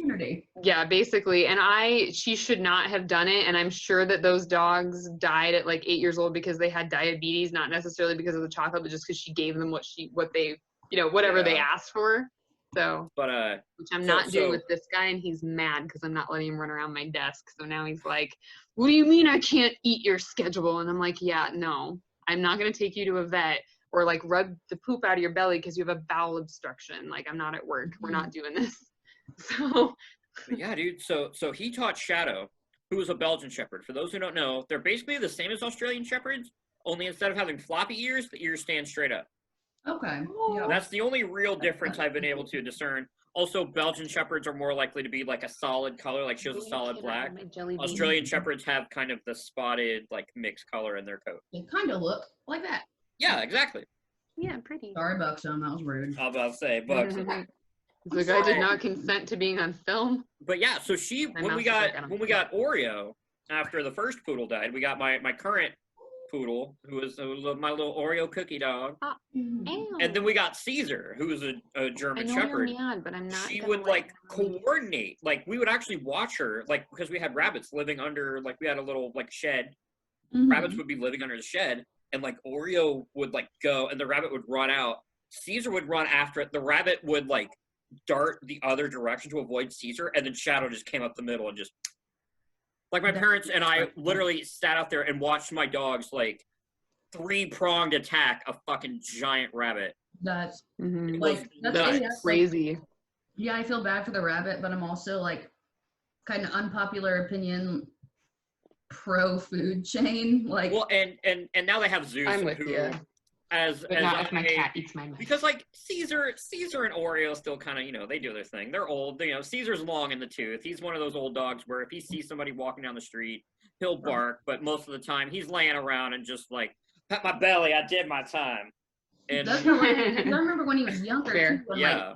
Like, he was always banished to the backyard. Yeah, and now he's got like the gray around his muzzle, and he's just like if he were in a movie, he'd be voiced by Sam Elliott. It's one of those, like if he were in like a dog movie. More like I'm getting too old for this. Yeah, shit. Basically that's literally what it is. And Zeus, as I describe him, he's about 1.5 years old. His birthday is he'll be 2 on my birthday. He's the bane of your mother's existence. He is, even though she loves him. Like, she'll literally rail against him. She'll just be like, I hate that fucking dog! I wish you never got him! But then every time I'm over there, she's like, oh no, Zeusy! Like, she'll just dote over him. She's like that with all the dogs, except Caesar, who she loves all the time, because Caesar literally can do no wrong in her eyes. Because he doesn't really do anything. I mean, he's an old German Shepherd. Like, he put his work in. Zeus, for being a young German Shepherd, he's the perfect mix. The perfect mix of Bambi and the Velociraptors from Jurassic Park. Oh, because he's a vicious killing machine, but he doesn't know how legs work yet. Oh yeah. But yeah, man, we took that again. Caitlin, you were like, I'm sorry, my brain's in like 15 different rabbit holes, and we will go off track. That's the point of the podcast. Good. That's what we do. Good. Because I have topics. I have topics, but like have or had. I have them still. Okay. What are they? Well, I'm not married to them because I'm doing another one of these maybe Monday if my friends Ryan and Grant get in on it. I have one I wanted to talk about, which is a woman in Nebraska is wanting to sue all gay people for being gay. Oh yeah, she filed a lawsuit against all gay people. Right. So here's the thing that like. Does that include the people who haven't yet admitted that they're gay? If you're gay, she's suing you, and it's not a satirical, like it's actually happening. But like, does that mean males who like males, or does that mean like? Because I feel like gay is like the umbrella term. What's it like? If you're queer, you're wrong. But like the thing I want to know, because I'm like a total law nerd, weirdly enough, even though I am too. I can talk about copyright all day. I hate the government. Levi, write this down. Edit that part out. But no, if I wasn't gonna be a teacher, I wanted to be a lawyer. So I want to know what the grounds are. Is this like, no kidding. Like pain and who's the plaintiff personal here? Damages thing? Like you have made me uncomfortable, and I have suffered, therefore pay me, or like you're infringing upon my religious liberties, like or my civil rights, because a lot of people sue gay people because they feel like their civil rights have been violated, and not those are always the most interesting and bizarre cases. I think it's religious. It says here in this Time magazine article, so we know it's legitimate. I have a short hour-long documentary for you guys. Tell me, finish telling me about this woman in Nebraska. A Nebraska woman is suing every gay person on earth and asking a federal judge to rule on whether homosexuality is a sin. Sylvia Driscoll, it's literally in our Constitution. 66, describes herself as an ambassador of God and his son, Jesus Christ. As a Christian, that makes me want to cry. And will serve as her own lawyer. And Jesus Christ will be her lawyer? And I want to hear this she's woman serving as her own God. lawyer And He's summoning Jesus Christ, who literally died for all of our sins, to come back to Earth for a miserable court case. Like, what the hell? The case name? And even just the legal precedent of, yep, this is a sin. It's not illegal. It's a the sin. case name is Driscoll v. Homosexuals. No, it's not. I'm writing this down. Driscoll. Oh my god. Okay, so I lived in like a really small, antiquated, small town that was in a bubble, and we actually had a grocery store called Driscoll's. And so now I'm like, oh my god, it's this grocery store versus homosexuality. Driscoll. I mean, Hobby Lobby would probably do that. Yeah. Driscoll v. Homosexuals, Dawn of Justice. Dawn of Justice. I'm sorry, the Hobby Lobby thing, I heard someone refer to their wife as mother, Mike Pence style, the last time I was in Hobby Lobby, and that's when I knew I was just done. Yeah. I'd oversee it. But anyway, what were you saying? No, I was going to say, Driscoll v. Homosexuals, Dawn of Justice. Driscoll fights the homosexuals until they both realize that their moms are named Martha, too. This wasn't an Onion article, was it? Was this like... No, this thing with this woman is Time magazine. 66-year-old woman is suing all gay people. Time. It's a legit thing. No, it's so the Dawn stupid. of Justice, it's almost beautiful. the Martha thing I made up because of Batman versus Superman, which... Yes, and it was hilarious, and I laughed. I don't know how big, I don't know if anybody's a DC Comics. We're getting the fucking Snyder cut of Justice League. In 2021. Am I a fan of DC Comics? Let's zoom in on my background. It's literally a fan, like, I did not draw this, but it's Poison Ivy with Groot. If you can. Oh yes, that's cute. I've always been more Marvel than DC, but I love me some fucking DC, dude. I like Marvel movies, not Marvel comics. I like Marvel. I like Marvel properties. Like I obviously, if you look around my house, Raven, I think you've been in my house a time or two, have you not? Yeah. It's been a minute because, you know, quarantine. But if you look around, literally, it's Spider-Man, Deadpool, Jay and Silent Bob. And then in my bedroom. I would say Blunt Man and Chronic is probably the best comic. Oh, yeah. It's pretty good. Well, yeah, because I got a Jay and Silent Bob poster because my brother and I went to the Fathom Events screening of Jay and Silent Bob Rebooted. And they gave out posters to everybody. That was a good movie. We need to do that movie. We were just talking about... Yeah. I would love to do. Dude, I actually, Kevin Smith and Jason Mewes did a stream on his Twitch, and he was like raising money for charity because a lot of people have been doing like charity Twitch streams. Oh yeah. And he did a double feature of Jay and Silent Bob Strike Back and Jay and Silent Bob Rebooted, where he like watched it with his Twitch audience, and Kevin Smith like live tweeted because he was watching it too. Cool. Do they? And they were like, podcast? They do, yeah. Wow. They still do Jay and Silent Bob Get Old, and they did a stream the other day. They have a show on YouTube called What's in the Box, where people like send them things. I've seen that. So they're like, it's just them doing like unboxing stuff. And they also made a video game recently called Jay and Silent Bob's Mall Brawl, where like you fight. It's a side-scrolling beat 'em up. But I forgot. Where you play. It's two players, so you can play as Jay and Silent Bob.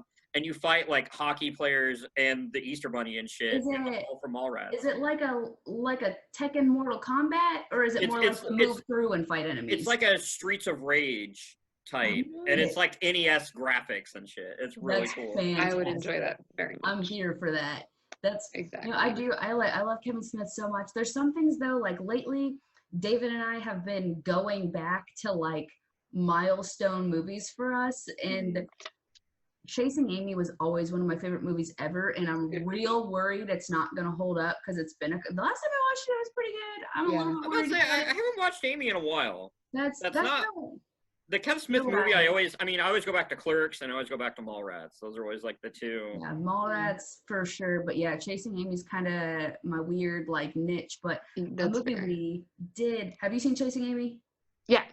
Yeah, it's so good. At least it was. I don't know. It's good. It's good. I just remember look at this gross motherfucker right here. Looks like someone shit in his cereal.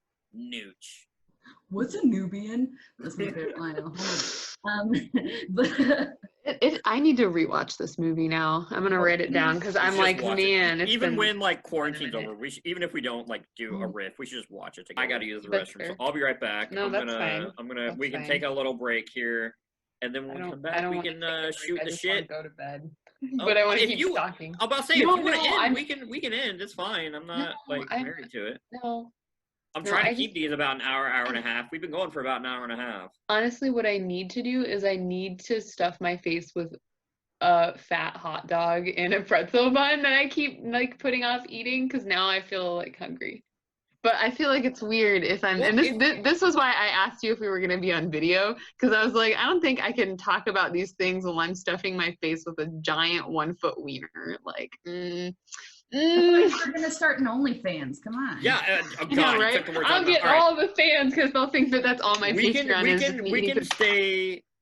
I got paid in Korea to eat. I know. Food. I wanted to talk about that actually because I've seen those videos because they're on YouTube and you posted them before. I remember. It took me 3 years to admit that I had break. That We're gonna come back. We're gonna talk about Caitlin's mukbang experience. Well, we also need to talk about Purr in the Night. Okay, I'm gonna go drain my vein. I'm not a furry, but I wrote for that. That's disgusting, and I will be right back. Okay. Not kink shame, but ew. We're gonna take a fight. It's not kink shaming. I had to pee. Or if you're talking about the furry thing, that too. It's both. It's fine. They're both gross.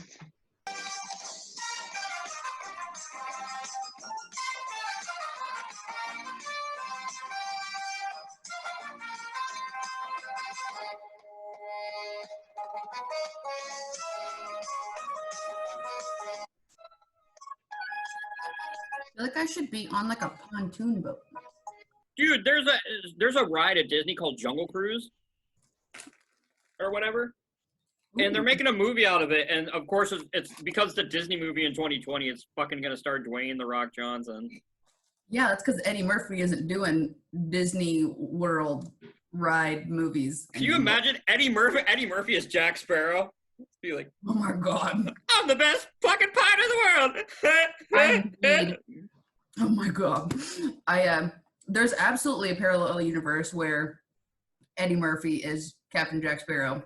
Dude, all I want out of life, like I know people have been like, Eddie Murphy's going back to stand-up.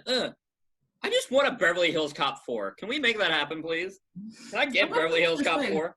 I want to be in. The whole reason I was listening to Hawaii 5-0 is because, like, wearing this, I looked at myself in the mirror with, like, the Hawaiian shirt and my beard, and I was like, I got some real, like, Magnum PI, like, Hawaii 5-0, like, cop show vibes going on. Yeah, like, and you got, like, the palm trees in the back, and it's working, man. We need to get you a dune buggy. Also, can somebody text Eddie Murphy and make sure he's all right? Because I can't remember the last time I fucking heard anything. I surely hope that no one's going to come out with any Dude, speaking of that, he got an award. I forget what it was. It might have been the Mark Twain Prize, because I know he's won that before. What is the Mark Twain Prize? It's a prize for, like, fiction writers. Yeah, it's huge. Satire. Like, Mike Birbiglia also got it. I think that's what it was, but Eddie Murphy, like, I'm gonna cut in. We totally just went off me eating pasta, listening to Hawaii 5-0. It's okay. I'm just about to stuff my face with basically, like, a PMS, like, I needed this in my life today. Eddie Murphy got a prize, and it was, like, right after Bill Cosby had been, like, fully convicted and sent to jail. Mm-hmm. And if you've seen Delirious, which is Eddie Murphy's, like, first big comedy special, he talks about Bill Cosby, and it might have been Raw. It was one of the two, like, the big ones that Eddie Murphy's done. And he talks about Bill Cosby of, like, where Bill Cosby was like, and you use the profanity in your show.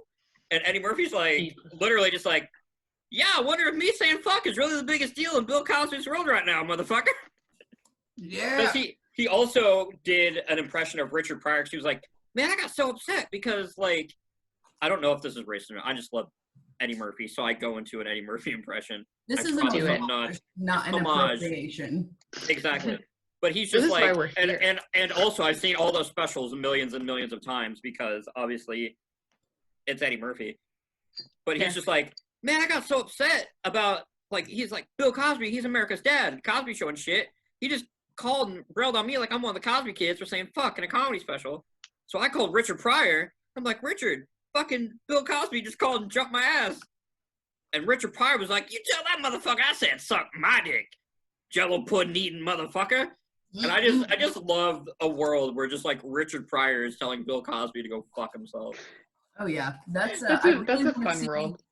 I want to see Dave Chappelle do Bill Cosby versus Eddie Murphy and Richard Pryor. I want to see this. I want to see this as an epic rap battle. Oh, dude, shit. I'm so glad like Chappelle's special was pretty good, and like Bill Burr's newest one's been good. Mike Birbiglia, the new one, I knew was good because it just came out on Netflix. Writing down. Mike Birbiglia, the new one. Okay. It just came out on Netflix, but I saw it at Clues Memorial Hall at Butler. He did a live show. I went with Bailey and my friend Kaylee Watler. Because Ellie was supposed to go but couldn't, so she was like, hey, I have an extra ticket. I was like, to my friend Kaylee, who works in the admissions counter. She's like, yeah, sure. Because Kaylee's one of my best friends on the planet. Her birthday was yesterday. Congrats to her and George. She is with child, and she's engaged to Mr. George White, who was our original host of Tolly's comedy. I remember George White because we connected over the fact over Korea. Yeah. And they have chosen me to officiate their wedding. Oh, that's amazing. That's actually blast. I need to get. Did we have that conversation not that long ago, or did I think we did? With you not in the room. I think you and I had that conversation when you did. I think it was when you did my tarot reading. Probably. Either that, or I just messaged you and was like, "Hey." I think you and Colin should do like a UFC cage match on who gets to. I do have napkins on my desk. My wedding, and then whoever loses has to back David up on his weird dream of, hey, David. He's not around. David's gonna do a weird Prince thing at our wedding. He wants a pipe organ or something. I gotta find him and have him. See, I think that should be Colin because Colin's more musically talented than I am. See, Chris, in his mind, our wedding was gonna be on like the side of a lake. And his best man was gonna ride in on like a little boat with like a bastard sword. I thought you were gonna say a little horse, and I was like, done. No, and we actually had the opportunity to do that, but my stepmom is a wedding photographer. On a little fucking Sancho Panza, like you can't put. No. You can't put like 10 people on a dock and not expect somebody to fall into the water. So I was immediately obviously, hi, I'm Johnny Knoxville, and welcome to Jackass. Yeah, exactly. Because there are video compilations of people thinking that it's going to be a romantic thing, and then the dock literally crashes out from under them. That is funny. You have to explain to us your Prince-related dreams for our wedding. Prince? Yeah.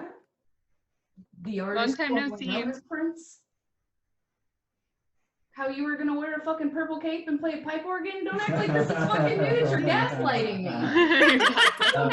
Gaslighting me. He's like, what are you talking about? We were clearly gonna have a fucking David Bowie wedding.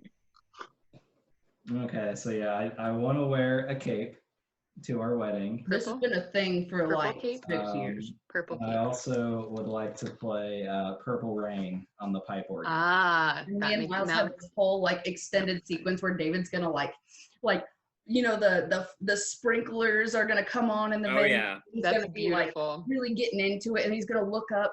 The water better be purple. To see me like lovingly admiring him, I'm actually gonna be like outside smoking a cigarette during his whole thing. Yeah, we're gonna play into an empty room. What we can do is we can get a hologram projector and have a fog machine. So when you're out smoking, we'll just have like hologram Raven, like what they did with Tupac. Just acknowledging that. And just like. Well, yeah, because the whole thing is that Levi and Colin Boggs are going to do a UFC cage match to see who officiates our wedding, and then whoever loses has to be your backup to your weird Purple Rain thing. Or like whoever wins. Right. And also, we all know Colin would win handily. I'm small and frail. We were just talking about short people have a low center of gravity. And I really do though. Well. That's true. Don't discount yourself, Levi. I'll have Connor Power like train me before, and we'll just. I want to see your '80s training compilation. No, what it's gonna be is Colin and I are both gonna show up to your wedding. If this happens, we're both gonna show up wearing like flannels, and we're just gonna have to like unbutton the sleeves like Letterkenny. Oh no! And we're just gonna go full just Twain from Letterkenny. You have to take one drag of a cigarette and then and then we gotta like hit the Gus and Brew and just be like. Exactly. In the laneway. Don't come up the property. Keep it in the laneway. Don't come up the property. Anybody that tries to tell me that Trailer Park Boys is better than Letterkenny can suck 1,000 dicks. You got no clue. I was awing Raven, not the sucking 1,000 dicks, just to clarify. What? But I agree. Oh, man. I say that as somebody who was the opening act for the Greasy Caveman from Trailer Park Boys.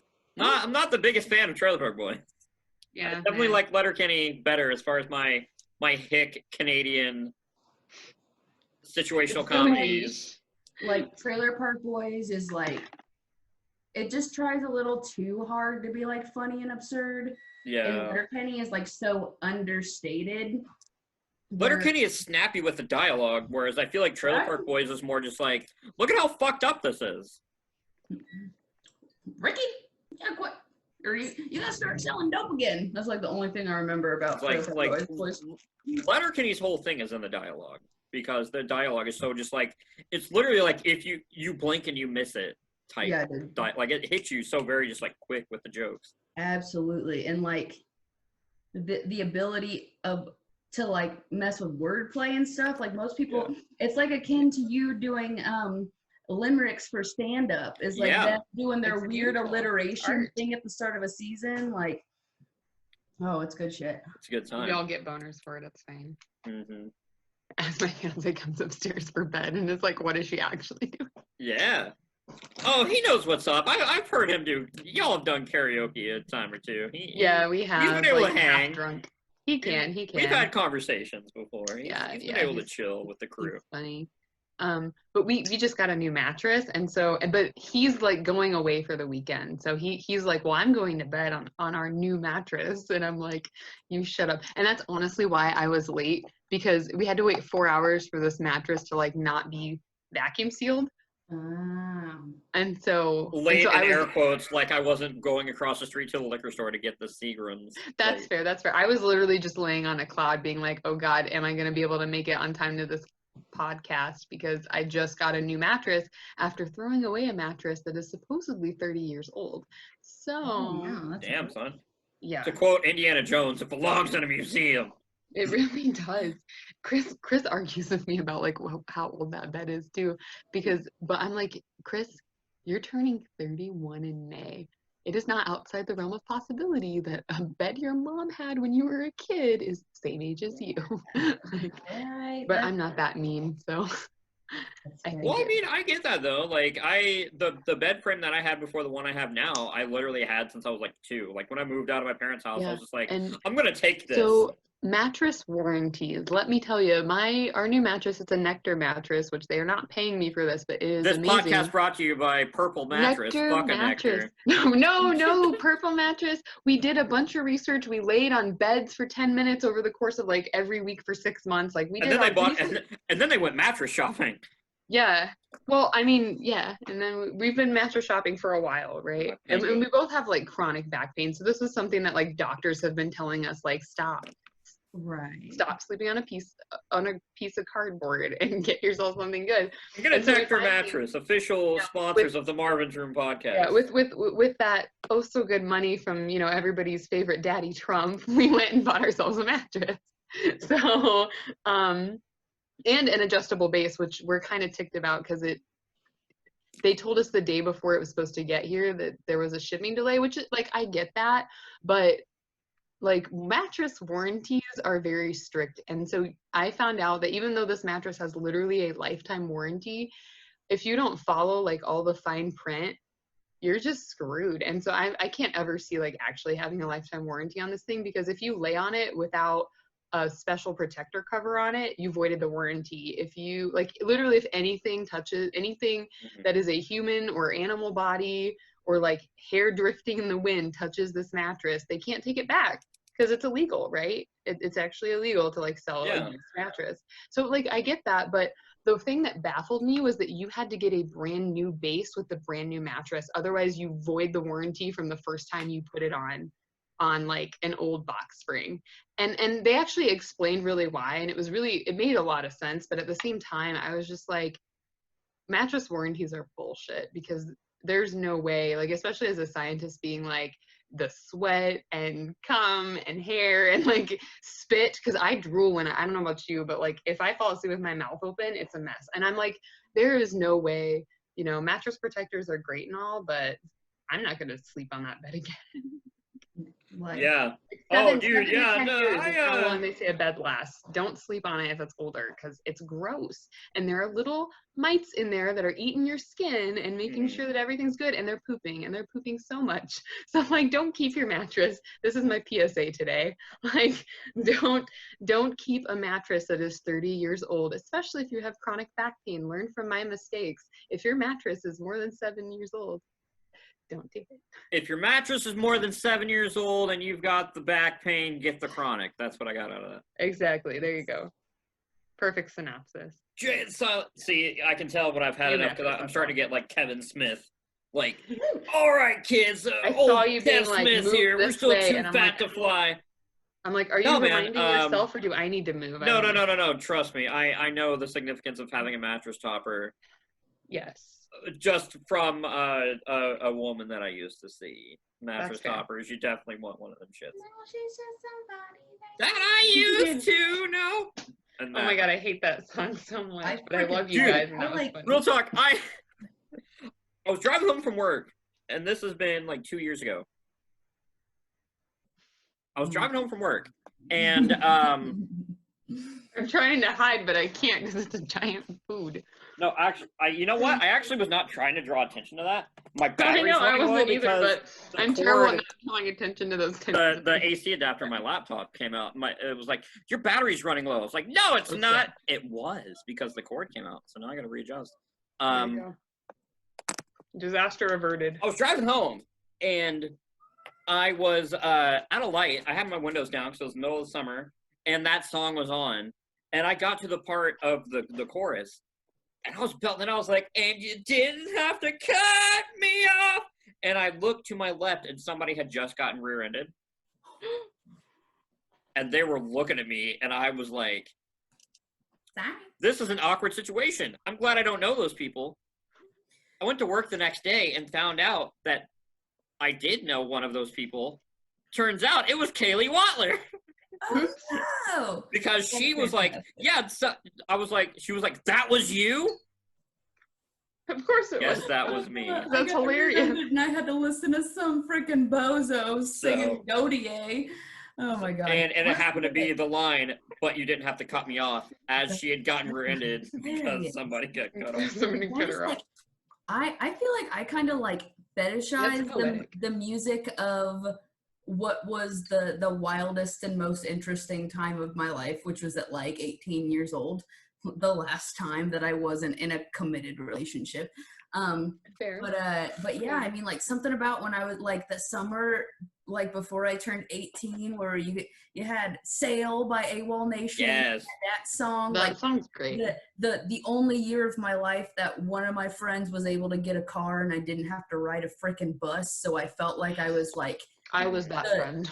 I was a made man, you know, like I didn't have a car, and that's, but yeah, so like I'm driving to school and I'm listening to this, like, so like that music to me is so special. And then like I hang out with my brother and his partner, who I recently found out is exactly 10 years younger than me. So I was talking about My Chemical Romance, and they were like, oh, you know, I wasn't really into, like, you know, I like this album because it's the only one I was alive for. And I thought that they were like, just missed them. Yeah, I thought that they were kind of like exaggerating or, you know, putting it on. Yeah. I was like, oh my god, you were born in 2004. That's like, what I feel about my sister. I hate that. 2003. Yeah. I hate everything about that. But that's all of us get uncomfortable. No, honestly, that's how a lot of it was at the writing center, though, because like all the people that were like younger than us. I mean, and it's weird because if you Caitlin, stay you there, were like one of those people, but like you were like an old soul. Like you knew it's the so older funny. media. Yeah, people look at me and they're like, "Oh, you're so cute and you're a baby," and then I'm like, "I used to write housewife porn when I was Well, like, well, that's the thing is like you knew the old media, like anybody that was ever like I was broke as shit as a kid and didn't have a TV. Well, that's what it was. It was like, but that was before your time. It's like, motherfucker, my dad made sure that I knew about music shit. Yeah, my parents. Like, I was young, listening to vinyl and fucking 8-tracks. Like literally, my dad and I used to like sit. And like he'd be like, "Yo, check out this 8-track," and he would like it would be like an Elvis because it's my dad, Elvis 8-track, and that's why I became such a big Elvis fan was because I'm curious, like how different families, especially like different socioeconomic levels, I can see it on your face, like handled going to DVD because like we fought it hard. Oh, so did my family, man. Like my mom recorded stuff on VHS for my brother and I. Like there was a marathon of Scooby-Doo, and I think my brother and I like burnt out that tape because my mom recorded it off TV on a VHS tape. Either that or my sister broke it because she put a peanut butter and jelly sandwich in a VHS player, and that was like the only time I think my mom ever actually spanked her. You're just trying to record Matlock. It's fine. She had no idea what she was doing. I think she was like 3 or something. Like to be fair, VCRs do kind of look like toasters. They really do. Like I'm but like, you don't toast a peanut butter and jelly sandwich after you've made it. Well, I wouldn't know. I have a peanut allergy. I've never made a peanut butter. Okay, I'm sorry. I did not mean. Even though, like my family, like we lived in a trailer park, but like we could afford things at like tax time or whatever. You know, it was one of those. My family didn't. We got kicked out because we were always renting and being loud. I was poor shit. Aw. It's okay. Like I live in a family where it's like we were kind of poor, but we did all right. Yeah. My dad's a techie. Like my dad's a big computer. So we adopted the DVD. Like I remember being like 8 years old, going to Sam's Club, getting our first DVD player, and they gave us 2 free DVDs. And my dad, because my mom let my dad pick because she didn't give a shit, our first 2 DVDs were RoboCop and The Matrix. Oh yeah! Now that is an aesthetic. So the first DVD I owned was The Matrix, which I actually watched literally this week. You're right. I think mine was called something like it's the best horse movie ever, and I hate horse movies, but it was called like The Littlest Unicorn or something, and it was like this live action movie with maybe animated. No, it wasn't animated. It was live action, but like the horse was animated, and it was like turn of the century style. Like you look at it now and you're like, oh, it's kind of good, but I mean the writing was terrible. But it's not a bad story. Like I forced a bunch of my friends to watch it during a slumber party because I never had slumber parties and didn't know what to do. So I was basically just a dictator with what we were doing. And I was like, we're going to watch the last little I can't even remember what this movie was called, but it was basically like it was like, oh God, what was the synopsis of this movie? Like this girl, her horse dies, right? Like giving birth to another horse at the beginning of the movie. So it's already horrible and shouldn't be for kids. Kind of like Up. Yeah, right. But she gives birth to a unicorn, right? A literal unicorn. And so it's like, whoa, we didn't think this was gonna happen because no wonder the horse died. She had a fucking unicorn horn coming through this horse. Yeah, and so they're trying to basically keep this unicorn's existence. I mean, it's right. They're trying to keep this unicorn's existence like a secret, right? And there's like the circus that comes to town, and really the whole film is like an allegory for animal abuse in circus. George Hamilton's in the movie. That's tight. You found it? I found it on IMDb. It was actually not like even watching it as an adult, which I have done because I'm that kind of like desperate for nostalgia. Like I'm like, it's not bad. Like some of the characters are just like deplorable though. Like they're really good or really bad, and there's no character growth on either side. So you're like, David Warner's in the movie, and David Warner. Okay, so he's a guy who I never knew his name. He's one of those actors you don't know his name, you know his face. Right. Mm-hmm.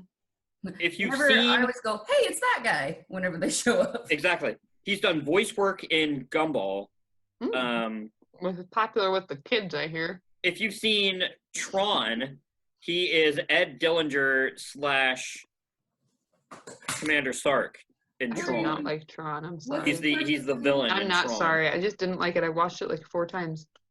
The first Tron's all right. Tron Legacy isn't like that great of a plot, but it's visually awesome, and Daft Punk did the entire soundtrack. Visually, it was a great movie. I just didn't like the story. and you know, you get to have in Tron Legacy, the the sequel. Yeah, I never. You get to have what's her face?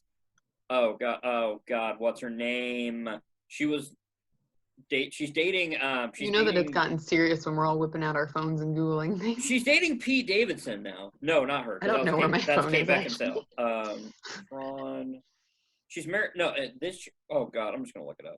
I'm trying to be like, yo, I know movies. Olivia Wilde. That's me with movies. Oh yeah. You can see I Olivia say as Wilde. I'm trying to remember her face and think I know who I'm. You can see Olivia Wilde in a skin tight fucking suit and shit. And then they bring back Jeff Bridges because he's in the first movie. But literally, they're just like, Levi knows people. They're just like, he's old. He's gonna be the dude still. It's just like the dude inside of a computer. That's just the Jeff Bridges character in the Tron sequel. He's really pushing me to watch The Giver with Jeff Bridges. I've heard that dude's The Giver. I haven't seen that. Sorry, I'll write it down. Yeah, I think on my diminishing sticky note. I'm about due for my bi-monthly viewing of The Big Lebowski. I tend to watch that movie like every couple of months. On Cinco de Mayo, I had my like semi-annual viewing of The Rum Diary, and then remembered that Amber Heard's a piece of shit. Yeah, that's fair. We were talking about nostalgia stuff. Did y'all watch like the weird 12-minute animated Puff the Magic Dragon? Yes. When you were growing up? Puff yeah.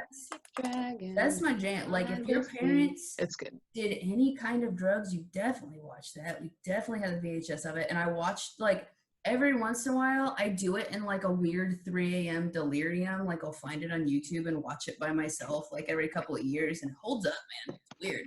I watched that, and I had because he had Puff the Magic Dragon in his classroom. But that's a conversation for off. Damn son. Yeah. I had that. I watched the DVD of it was Peter Pan, but not the animated Peter Pan. It was like a live stage adaptation where Peter Pan's played by an adult woman. Yes. And I had the DVD of that, and then of course the usual Indian in the Cupboard. Oh yeah. Space Jam, Lion King, like growing up in the 90s. Classics. Yeah, when we got our first DVD player, they gave us like a little like mail-in slip where they were like, check off 3 movies. So my mom picked one, my dad picked one, and they were like, you boys decide. You boys fight it out. And my brother being 3 years and many pounds more than myself, I wanted the Rocky and Bullwinkle live action movie. My brother wanted Mystery Men. And I've never been happier to lose an argument. That's what like because Mystery Men is now one of my favorite movies of all time. I literally call it in that movie like I literally call it hipster Avengers because it's literally a superhero team movie. Like X-Men and Avengers. It was made Mystery Men? I know what you're talking about. It's like one of those vague things that I'm like, I remember watching this, but I don't remember. It was a team. I feel terrible. I'm sorry. It was a team superhero movie that came out 6 months before X-Men. X-Men, the first X-Men is widely credited as the movie that repopularized superheroes because before that, all we had was it was literally the Christopher Reeve Superman movies. Yep. And then the Tim Burton / Joel Schumacher Batmans. Yeah. And Blade. That was like all that we had as far as superhero movies.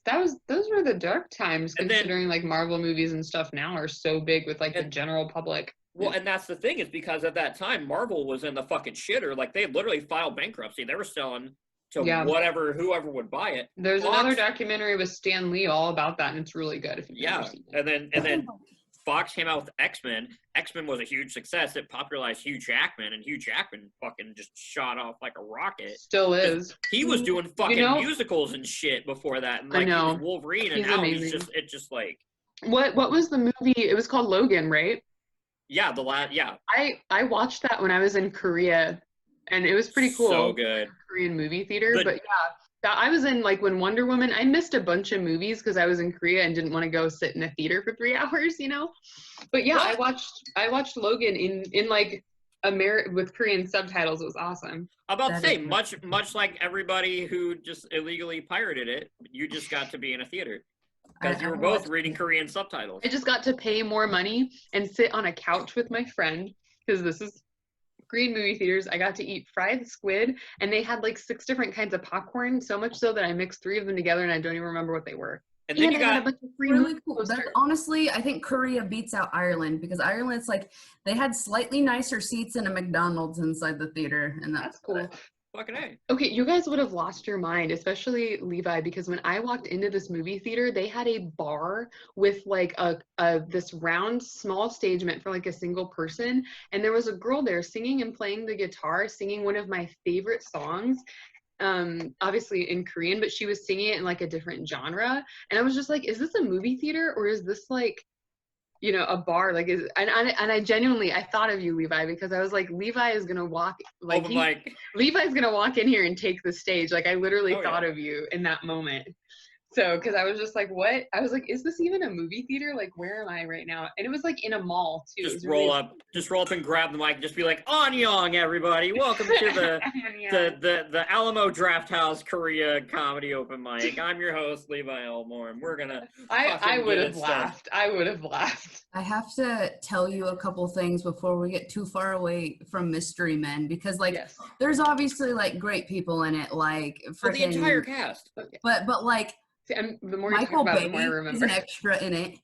Corbin Bleu from High School Musical. Oh my god! Like Michael Bay, the like blow it up filmmaker. Corbin Bleu was it? CeeLo Green.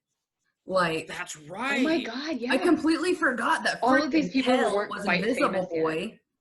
Yeah, because the main team, the team of the superheroes, it's Kel Mitchell as the Pee Wee Herman. Pee Wee Herman is the spleen. Who has the power to fart at... I do know this movie. William H. Macy. Fucking William H. Macy. Janine Garofalo. Yeah. Hank Azaria. Ben Stiller. And then Tom Waits is like their Q. He's their tech guy. I freaking love Tom Waits. Eddie Izzard's in it. Like, Eddie Izzard's in it. Dane Great Cook Kinnear. is the waffler. Yes. Yes. Oh my gosh. I'm the waffler. It's the movie. Here's the thing. Gold, like it's the movie that was the first movie to have All Star by Smash Mouth on the soundtrack. Yes. The music video for All Star, they actually did a Mystery Men music video for All Star. Oh my god! And then a year later, it was in Shrek, and now everybody just remembers it as like the song from Shrek. But it's not. Which I love Shrek, but like, so I feel like such a hipster because I'm just like, man, watching damn Mystery and watching it back, I'm like, it's such a big, like, picturesque of like the go-go era of the 90s when like the 60s came back for 3 years. Oh, yeah. When you get like DJ D-Light with like Groove is in the Heart and like all of that kind of style came back in the 90s. Like, obviously it makes sense because that's when like Fanta fucking hit it big. The fucking Fanta, don't you? Oh, yeah, I remember. So, like, it makes total sense. Like, holy crap, dude! Like, it's just and God, was it Claire Forlani is Ben Stiller's love interest in the movie? Right, man. And then what's his face? I can't remember his name. He was Barbossa in Pirates of the Caribbean. He was the villain in the first movie. Oh yeah, he's Jeffrey Rush. He's Casanova Frankenstein. He's the fucking villain in the movie, and he's so good. Damn right. And you got the Sphinx. Like, that cast is so just like, I want another Mystery Men movie because like there were actually comics. It was a Dark Horse property because there was a comic character called the Flaming Carrot. It was literally a man, and his head was a carrot that was on fire. And the Mystery Men were in the Flaming Carrot universe, and it was kind of like a Suicide Squad thing, where every couple episodes you'd get a new team of Mystery Men because the Mystery Men, they were the loser superheroes like we see in the movie. But in the comics, they were so incompetent that they literally get fucking killed. Like every mission, a new member would get killed. So you had like a rotating cast. It was very much like a Suicide Squad type of thing.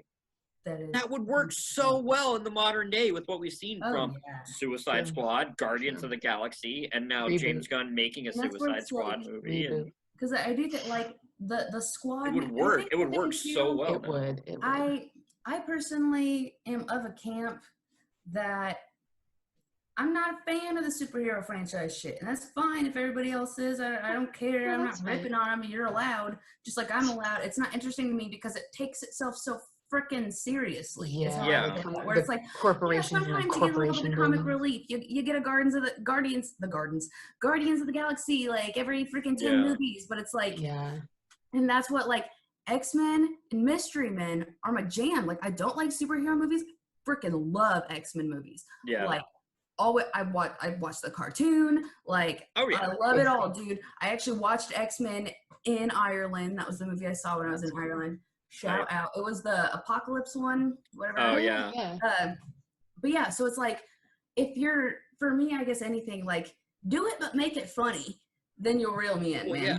And that's the thing. It's like, a lot of people gave Thor Ragnarok a lot of shit, because they were like, they made a joke out of Thor Ragnarok, and like, I would admit, I was like, I liked Guardians of the Galaxy. It had the perfect balance of like, okay, there's a lot of comedy and humor. But the thing with Ragnarok, I was on the fence. I love Ragnarok. I love Thor Ragnarok. But I was on the fence where I was like, we don't need a joke every 2 seconds here, guys. That's because, like, there's... But it was such a good palate cleanser from the first 2 Thor movies. Because the first 2 Thor movies are very... Well, the first movie was directed by frigging... the guy that did all the Shakespeare movies. Oh yeah, we just watched. He was in Wild Wild West, which I'm so what is his name? Because fucking they were angry. trying to get me to watch Romeo and Juliet. He's one of my favorite directors, which I'm just Kenneth Branagh. Yeah. The first one was directed by Kenneth Branagh, and it very much has that, like, there's a little bit of humor, literally all from Kat Dennings and nobody else, and then Thor smashing the fucking.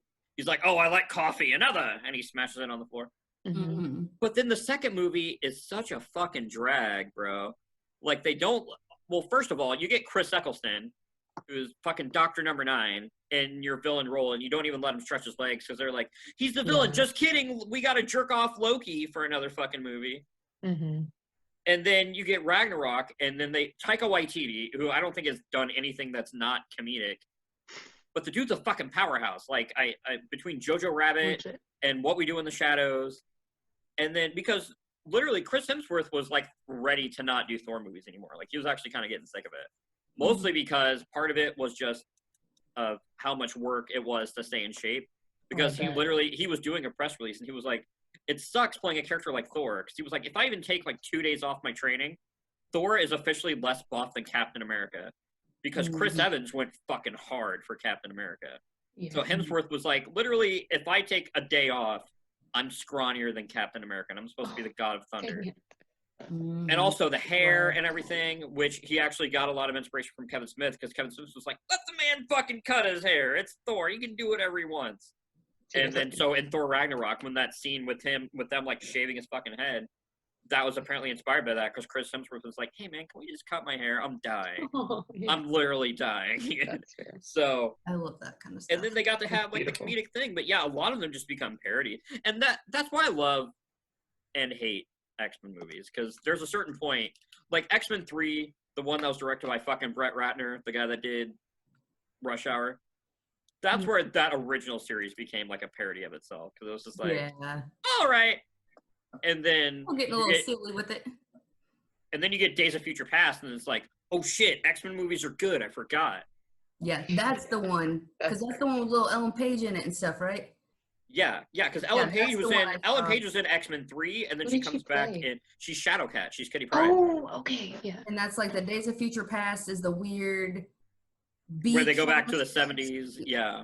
And then there's one more after that, right? And then so it goes and then it goes X-Men 1, 2, and 3, and then they did First Class. With, like, that's where you introduce, like, McAvoy and the younger cast. Right. And then they do Days of Future Past, where they combine the two. Yep. And then they did X-Men Apocalypse, that's where they introduce the young, like, Jean Grey Cyclops. It's where you get, like, Sansa Stark as Jean Grey. Yep, which was awesome. Cool. I liked the cast. I wasn't really a huge fan of X-Men Apocalypse, just because it didn't feel like Apocalypse did anything. Like, you get Oscar Isaac as Apocalypse, and Oscar Isaac's a pretty strong fucking actor, Poe Dameron, and, like, he's not a lightweight.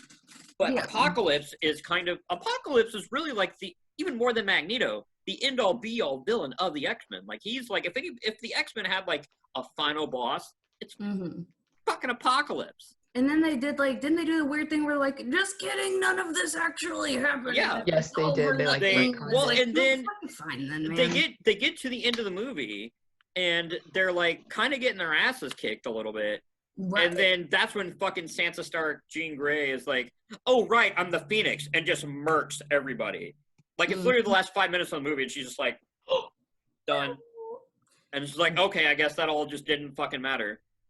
What are you doing over there? Okay, so my mice were throwing a fit because they smelled my hot dog and wanted bread, and they can't have bread because if they had bread, they give them diabetes. So Mouse Mom over here being like, oh my gosh, they're losing their mind because there's bread in the room, and I can't give it to them. So they're all like sniffing and like crawling all over each other, like acting like little nut jobs. And so I dropped some like dried papaya in their cage, which is basically mouse candy, right? Yeah. And they were being, I'm so sorry because I was so distracted because they were like, oh, right? And it was so cute because they grabbed it, and the face that I made, I am so mad at this little fucker right now. He literally went up to his cage mate, grabbed the papaya from his hand with like this. They did, he's going like, you know, the one who picks up some, and the other one comes up to him without missing a beat, goes, and I'm like, just yoinks it. That's he did. And damn, I wish I had that on camera. But I'm so mad because I threw in like a whole tablespoon, and they're literally surrounded by it. And he just wanted the one that the other one was eating, and I'm so mad at him right now. What a dick. I'm gonna use, my computer is dying and I want noodles. So I'm literally probably just gonna let my computer die, but we have to, for the very last bit of this podcast, talk about Kate being paid to eat for Asians. Yeah, I was about to say, speaking of people going nuts watching you eat. Yeah, because my mics were literally losing it because they had bread in the room. Nice transition. Yeah, so what's up with that? What's up with that? What's up with that? SNL, yeah. What's up?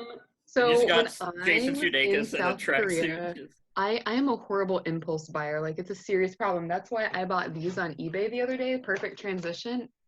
They're Star Wars, like, nerds ropes. Ooh, and I got a really good deal on them, and I didn't know they existed. And so now Chris and I have been trading nerds ropes. And mostly we like the dark side cherry, so. Interjection, real quick. We talked about Sonic earlier. For $1 at the Dollar General, for 10, the Freezy Pops that come in, like, the plastic tubes. Sonic brand, burger place, not Hedgehog. 5 of them are cherry limeade, and 5 of them are the ocean water, like pina colada. Oh, yeah. They're the Freezy Pops, like popsicles. That's awesome. I'm into that. Okay, so my favorite thing, aside from the fact that this is like officially Star Wars licensed candy, is that this is like what they would sell in stores. And so on the back, it says, do you guys see that? Dealer. Dealer. That's freaking hilarious. That's tight. Like, you drop them, meet you in the parking lots. Give you some nerds ropes.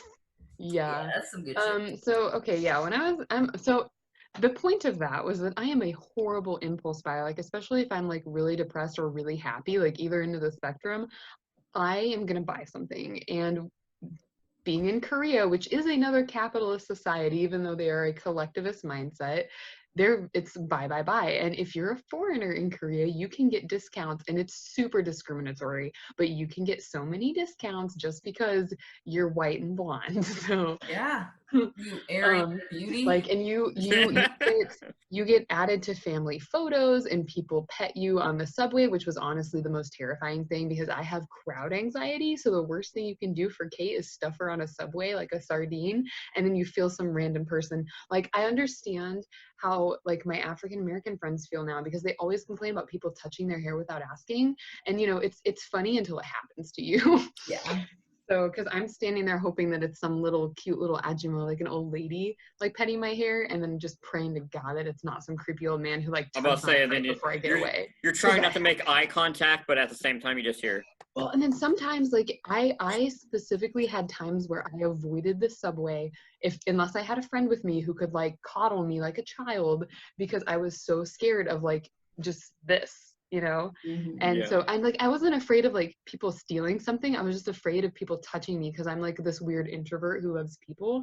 So I'm just like, and I'm also a biologist. So I'm like, do not touch me. I have no idea what has been on your hands or where your hands have been. So like, I just don't want freaks touching me. Exactly. Yeah. I don't want strangers, nobody, except for like Amanda Palmer, who's another artist who I could preach about for days, like wants strangers touching them. So like, please don't. But yeah, so I basically, you know, to come out of my rabbit hole here because I'm trying to deflect. I ran out of money. We've all, you know, had times. I sang "Let's Get It On" one time at Tolly's Bar and Grill, and had one. I saw that. Well, One time, yeah. One time, collective time. One of the many times that I've sang "Let's Get It On" at Tolly's Bar and Grill for karaoke. I had or stroking. That's my favorite. Or stroking. Yeah. There was one time. It was "Roses" by Outkast. Was one time. It was the last time I actually did karaoke at Tolly's. I saw that. I was singing it, and this drunk woman was like grinding up on me, and I literally just like during the lyrics, I'd just be like, Caroline, all the girls would say, I need an adult, I need a responsible adult. It was mighty fine when I got to somewhere. No, seriously, I'm not. You know, like I made it into a bit, but yeah, and then my good friends, Brandon Persinger, my boy, came and hoisted me onto his shoulders to get me away from the drunk, horny MILFs. What a guy. Oof. Because I was very uncomfortable because their husbands were there. And I was like, I'm not trying to get shot in the parking lot after that. Yeah. I'm not a homewrecker. Anyway, proceed. Sorry to cut you off. Okay, no, it's okay. I'm actively trying to deflect this. I know. So basically, my computer's gonna die. Sorry. I ran out of money. And what do you do when you run out of money and you're a pretty girl in a different country? You look for modeling jobs. I mean, no. But I'm just saying what I would do. I'm not saying what you. So I went to Craigslist in Korea, which already sounds super sketchy, but okay. Craigslist here is sketchy. What are you talking about? I know. Well, okay. So Tinder came out while I was in Korea, and people used it to have sex, but most people used it literally to meet up and make friends. Like, so when I came to America, I had no idea that Tinder was just the, hey, let's get together and fuck app, because most of my friends in Korea were using it to make friends. So I am so glad that I was in a relationship and did not download Tinder, because I would have been horribly disappointed. But yeah, so poor little Kate. Anyways, yeah, so I was looking for modeling jobs, and I'd already done a couple of like go to this school and talk about what it's like to be an American to kids, right? And I'd done things like that. And I had like the weirdest compliment I got was actually from this 5-year-old at a church I went to. And I recognized that she said the words beautiful. And so I recognized she was giving me a compliment. But my friend next to me busted out laughing. And I was like, okay, I know the context, but I don't know what I know she gave me a compliment and I know she called me beautiful, but she said why? What was the why? And she translated literally in English. She said something like, oh my, you're so beautiful because your neck is like a giraffe's. Oh, damn, son. I love it. And it was just such a pure little thing, but it was so funny because no one would, like, in America would be like, oh, Kate's hot because of her neck is like a giraffe's, or like, you know, I got compliments on my nose all the time because people literally just go get nose jobs, and it's just a thing that happens sometimes. And so people were like, oh, your nose is so perfect, and I was like, what does that even mean? You know, or my ears. I got anyways, yeah. So pretty girl in Korea who like fits perfectly into their box of, you know, what beauty is. Yeah. Because they learned from us that this is what beauty should look like. Dude, that's what I want to do. Like, now that I have the beard, I want to just dress like this and go over there and see how many people think I'm Charlie Day. Just like. Well, and that's true because Korea is so small, so I literally ran into a famous person. I'm not fat enough for DeVito, but I could probably pull off a Charlie. No. Well, and then it's funny because people always joke about like, and I remember your friend from the bar who does stand up is half George Korean, White. Joke about this because Koreans think all Americans look the same, which is hilarious because, you know, America's a melting pot, but that's literally because they see models and they see our television and they think we all look the same. That's a good note. I need to get you, George White, and Adam Mathis all. Yes, I will. Because my friend Adam, who we'll start talking in Korean. Who works with me at ISU admissions. Raven, you know Bethany. I mean, you know Adam too. I think at this point. Adam Bethany's boyfriend, who works with me in admissions, right? He taught English in Korea for a couple years as well. So he's got really similar stories. So I feel like I just need to get you all on a Zoom call, and I'm just gonna sit here like this, right, and be like, listen to the Korea, stories. all of these things that no one told us about. It's amazing, and I would move there in a heartbeat. The three of you having been there, and me never having been outside the continental U.S. Anyway. Yeah, so Raven's battery's gonna die. Getting money for eating on a camera. Yes, we can skip that. So Craigslist job, the posting was sketchy because it was on Craigslist already, and so basically they were like, give us a call and meet us at this location, and I used an app to contact them, and then I had to like hop on 2 subways, and I go to this place, and I was really scared. Korea has this weird trend during diet season, and this would never work in America, but during diet season, yes, diet season is like, you gotta fit back into your bikini season. I was about to say, is it like regular season, just 0 calories and it tastes like shit? Basically, so people will literally take videos of people gorging themselves on food, and it's supposed to be like the psychological, like, watching people do it makes you less likely to do it, which I feel like in America would not pass. Because if I watch a video of someone eating, I'm gonna eat. You're hungry. Yeah, because our ad where I'm like, God damn it, that burger looks good. Screw you, Hulu. Exactly. Yeah. I didn't want wings still right now. And it's just really a difference in how they advertise. But yeah, so during diet season, when like women and men, because their beauty standards go both ways, are starving themselves, they will watch videos of like other Koreans or foreigners gorging themselves. And I was so scared that that's what this job was going to be, because I left like right on the cusp of when that season starts. And you literally see people on the street order one of everything and just gorge themselves for like 30 minutes, and it's terrifying to me. So I go and I meet them, and they're like this small YouTube channel just starting out. They were very, very professional. Like I had to go to like a reception desk, and they were like, oh yeah, you're here to meet so and so, and then they like gave me a contract that was both in Korean and English, and it was only like 3 pages long, right? It was really easy, and basically I was contracted for a year, and I could not. What? It was written in crayon. I know. No, it was typed. Okay. We didn't sign it in black or blue ink. It was like a pink pen, but whatever.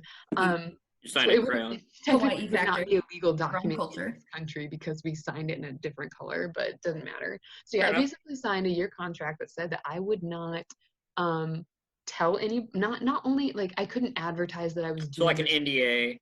Yeah, exactly. Okay. And basically like, what pissed me off the most was that I could not reply to YouTube comments. And even now, technically, like, I wouldn't get in trouble for it, but they were like, you cannot. And most people in Korea are super nice. So, like, I never got any, like, oh, you fat whore, or, anything stupid like that.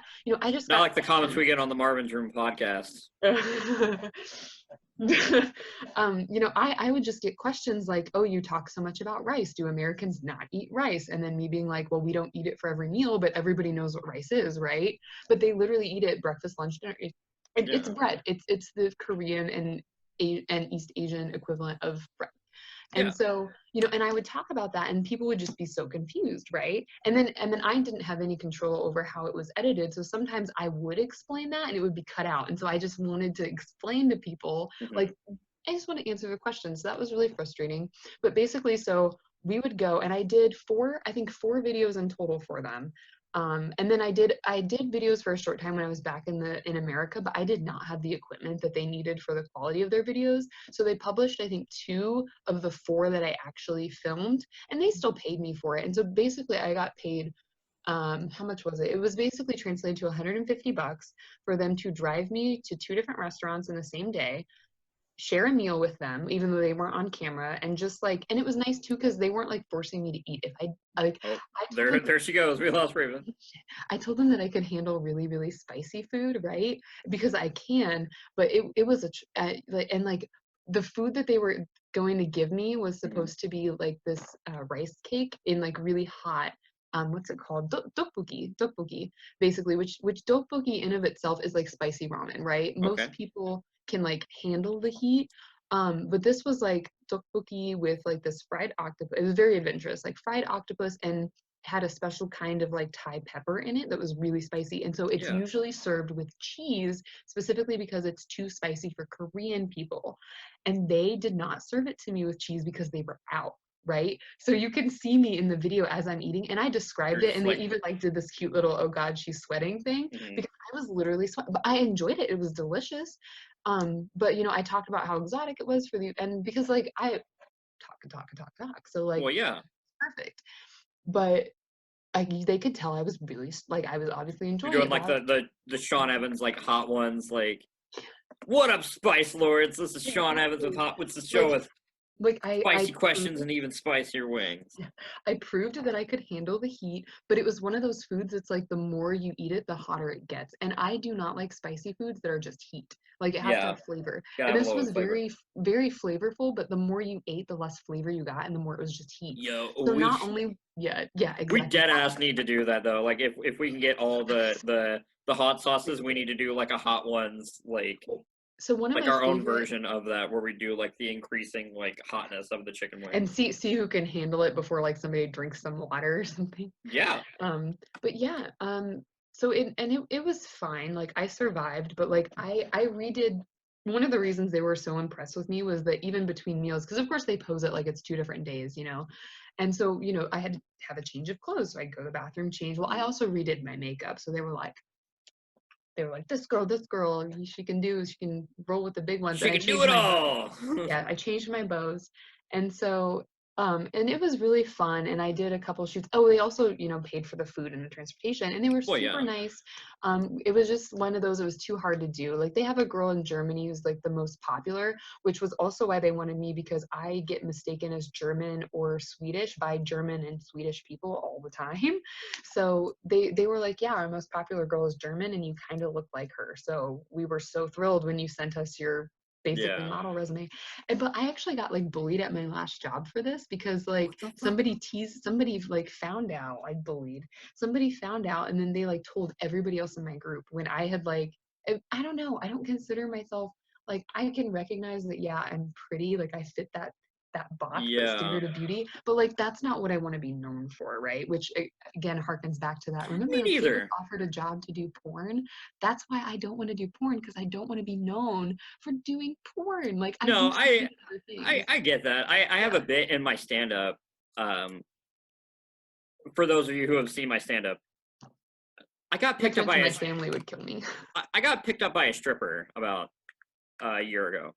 It happens. And by picked up, I don't mean like I went home with the stripper. I mean I was lifted off the ground like I was her infant son. You mean literally lifted? Yeah, I was literally picked up. I imagine like she was trying to recruit you, is what I thought. Well, I knew her. You know, growing up in the city of Terre Haute, you don't reach 27 years old and not know a couple strippers. You know what I mean? Especially if you go to college, because. And you know, we're friends or whatever. And I was out, you know, it was my friend's birthday, and you know, we all knew each other. We all went in the same circles or whatever. So she wanted to come tell my friend happy birthday, but instead of saying, "Oh, Levi, excuse me, you know, I want to, you know, go tell her happy birthday," she goes, "Hey, I'm gonna move you, bud." And she's already, I'm 5'1.5", almost 5'2". She's like 5'8", 5'9" normally, and had the big like tweezers, I think they're called, the stripper heels. I can't walk in those. So she was like towering over me, and she just like literally picks me up by like the under my armpits, like I was her child, and just lifts me up and puts me down. And I was just like, "What was that hot, or was it demeaning?" Because I don't know. It woke something in me. Because normally I find those types of things demeaning. That is when how like, Levi. When people are like, "Hey, there, little man." I'm about to say, being the man of science I am, you know, I grabbed the tin out of my wallet. I went up to her and said, "Mommy, I want to do the rocket ship again." Yeah. And so yeah, fair. I'm into that now. But no, yeah, I tell that joke on stage, and a lot of the times when people come up to me, you know, after open mic or after shows, they're like, "Man, I love that strip club joke you do." And then when people like, you know, they bring other people to comedy or whatever, and you know, even if they don't come, because we do karaoke right after comedy, as you know. Yeah. They'll be like, "Hey, do the strip club thing. You're the strip club guy." And I was like, "I don't want to be the strip club guy." Okay, I need to screen share something with you that I talked about at the beginning and then never got to, because remember, brain rabbit holes. For some friends call me Alice. Yeah. Let's see if I can share. You don't allow screen sharing. What? I don't? It said host disabled participant screen sharing. So you're specifically discriminating There we go. against me. I allowed it. I allowed it. Okay, I'm kidding. I'm teasing. I think the default it doesn't allow. I think you're right. That's the default. Because Zoom is like, we enhanced our security features because people were going into Zoom meetings and fucking drawing like dicks, flashing their wieners. Yeah. Even though they lost one of my recordings, and when I asked them to fix it, they literally were like, "Hey, you didn't," because it was before I started doing the premium. I was just on the free version. They're like, "You're doing the free version. Go fuck yourself." And I was like, yeah. As soon as the quarantine's over, I'm dropping your asses. So yeah, no, I'm only using them because Google Hangouts and OBS was glitchy as hell. They're broke now. They're broke after Zoom. So yeah, so this is what I was talking about at the beginning. This is what I'm trying to be known for.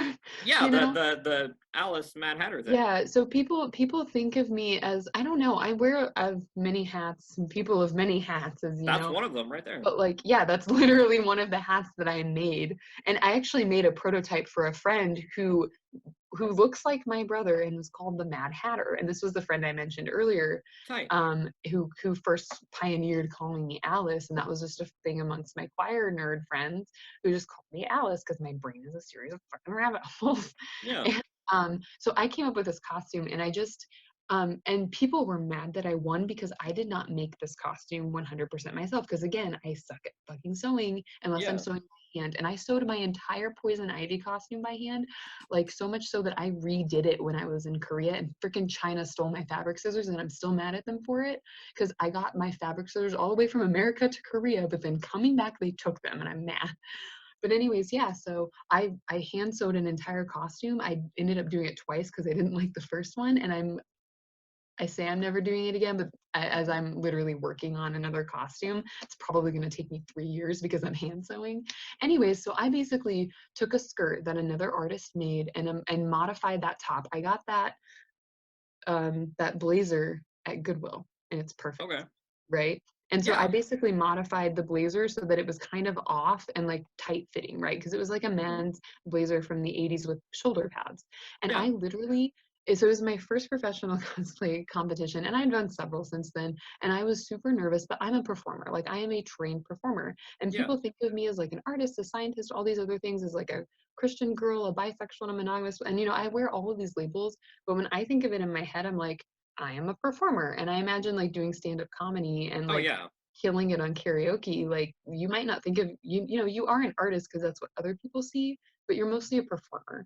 Well, and that's the thing too, like, because you have your Facebook page. Exactly. And I remember I said that because you have, you know, the introductions. You're like, hey, introduce yourself, say who your favorite artist is, and what you do. And I was like, I don't know if I consider myself an artist just because it's the field that I'm in. Exactly. To do stand up and be like, I'm an artist is such like a bougie fucking snooty because it's like at the same time I'm going up there and I'm telling fucking dick jokes to a crowd of anywhere from like 3 to 25 people. Yeah. But I know, at the same time, really a lot of work went into it and a lot of craft goes into it. It's just I don't think of it because like, I don't have this type of result where it's like an entire finished product that is tangible, that you see, that looks impressive. Like people, the thing with stand-up is it's not impressive to people until they try it. Right, exactly. Because then they realize like how much then they're like, oh, fuck, this is hard. This was my metal. I literally got a Thor hammer. That's so cool. I love that so much. It's my favorite, honestly, like my favorite thing that I own. I'm trying to find the necklace I made.